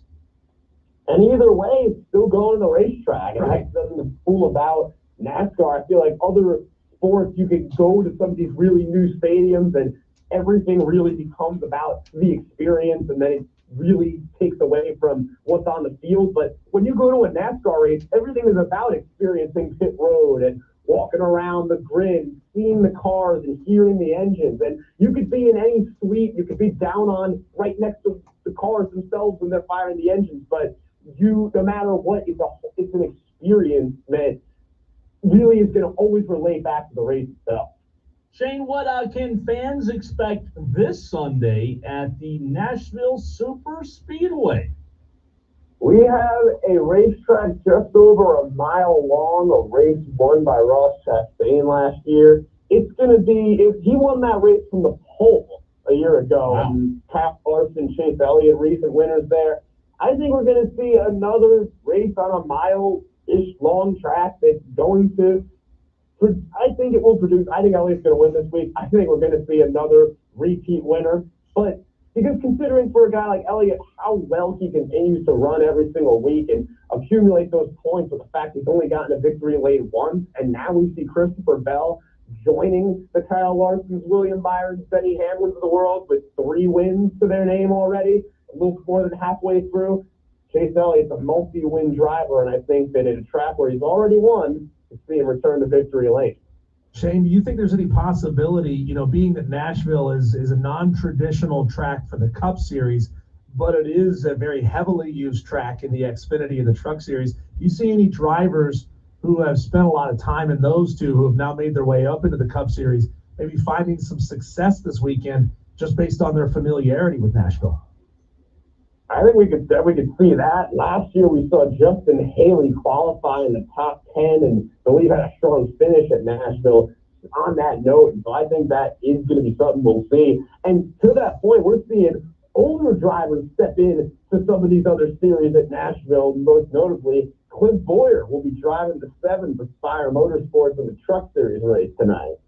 Shane, great stuff as always, man. I appreciate you educating our audience and also educating me because I need it desperately on NASCAR. And you're absolutely the best. Can't wait to talk to you again soon, man. Really fun to talk with you guys every single week, and can't wait to do it again. And we'll see what we got after Nashville this week. That is Shane Connuck, the Charlotte Observer. Always a fantastic job.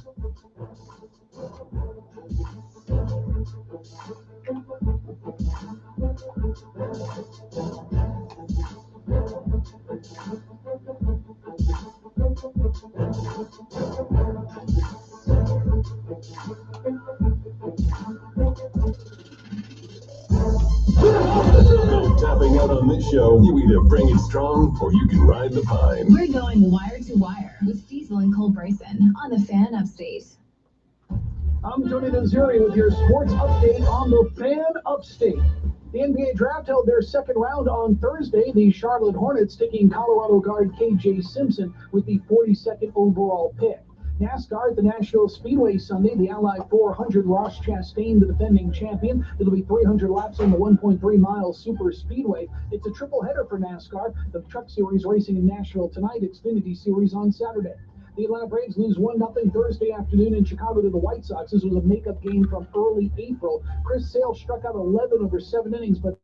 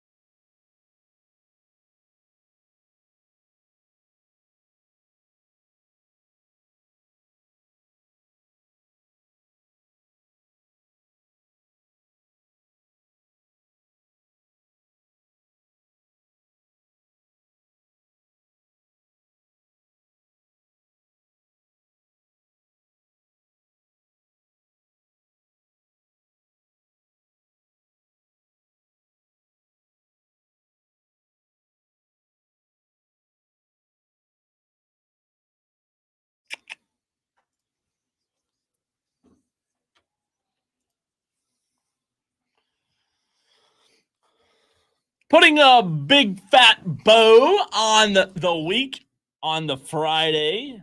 Hopefully your Friday has already begun.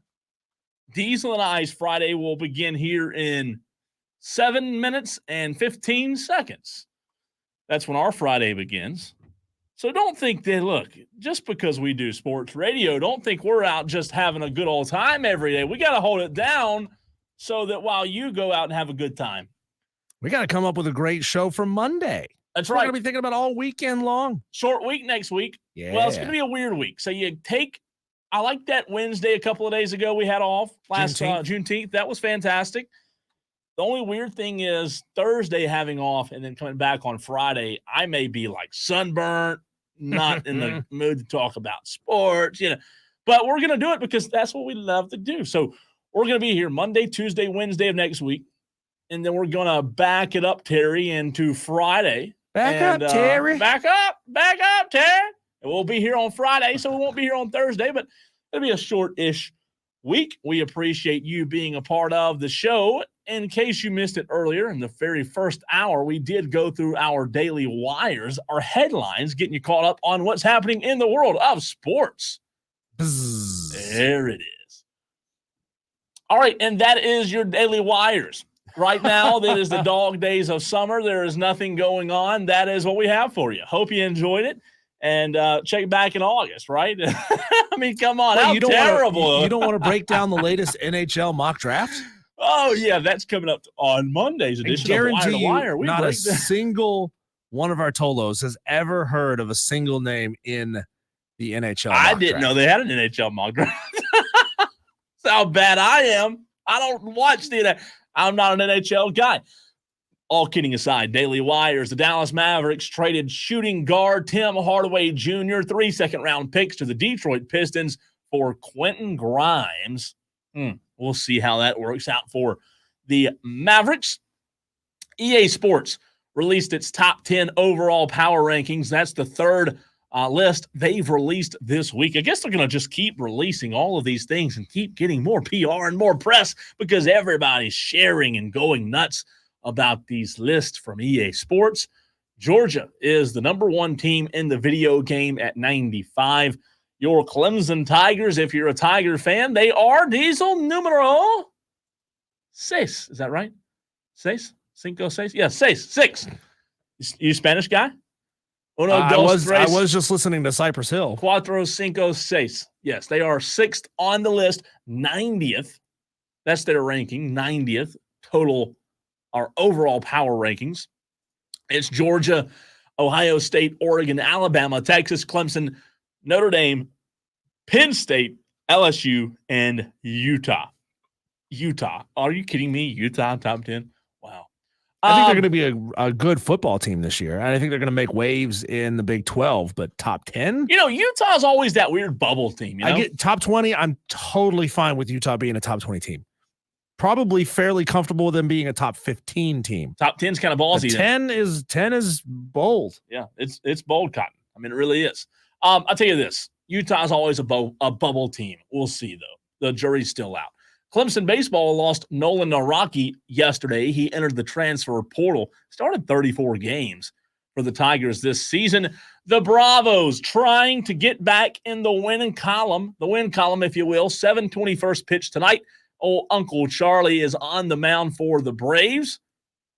Pirates, Paul Skeens tomorrow. So try to win this one today. You're going up against Martin Perez. The Braves are real good at home this year. The Pirates are essentially 500 on the road. So the Braves need to win 2 out of 3, especially after that performance that they had against St. Louis and taking the loss to Chicago. I mean, really, the Braves need to sweep this series. Really, the Braves really need to sweep this series. I mean, if they sweep, they will go 4-3 over this 7-game series. How do you go to New York, take 2 of 3, and then, I mean, come on. Yeah, we were talking going into this series, like, I feel good about them taking 2 of 3 against the Cardinals. I feel really good about them taking 2 of 3 against the Pirates, and they better beat the White Sox because the White Sox suck.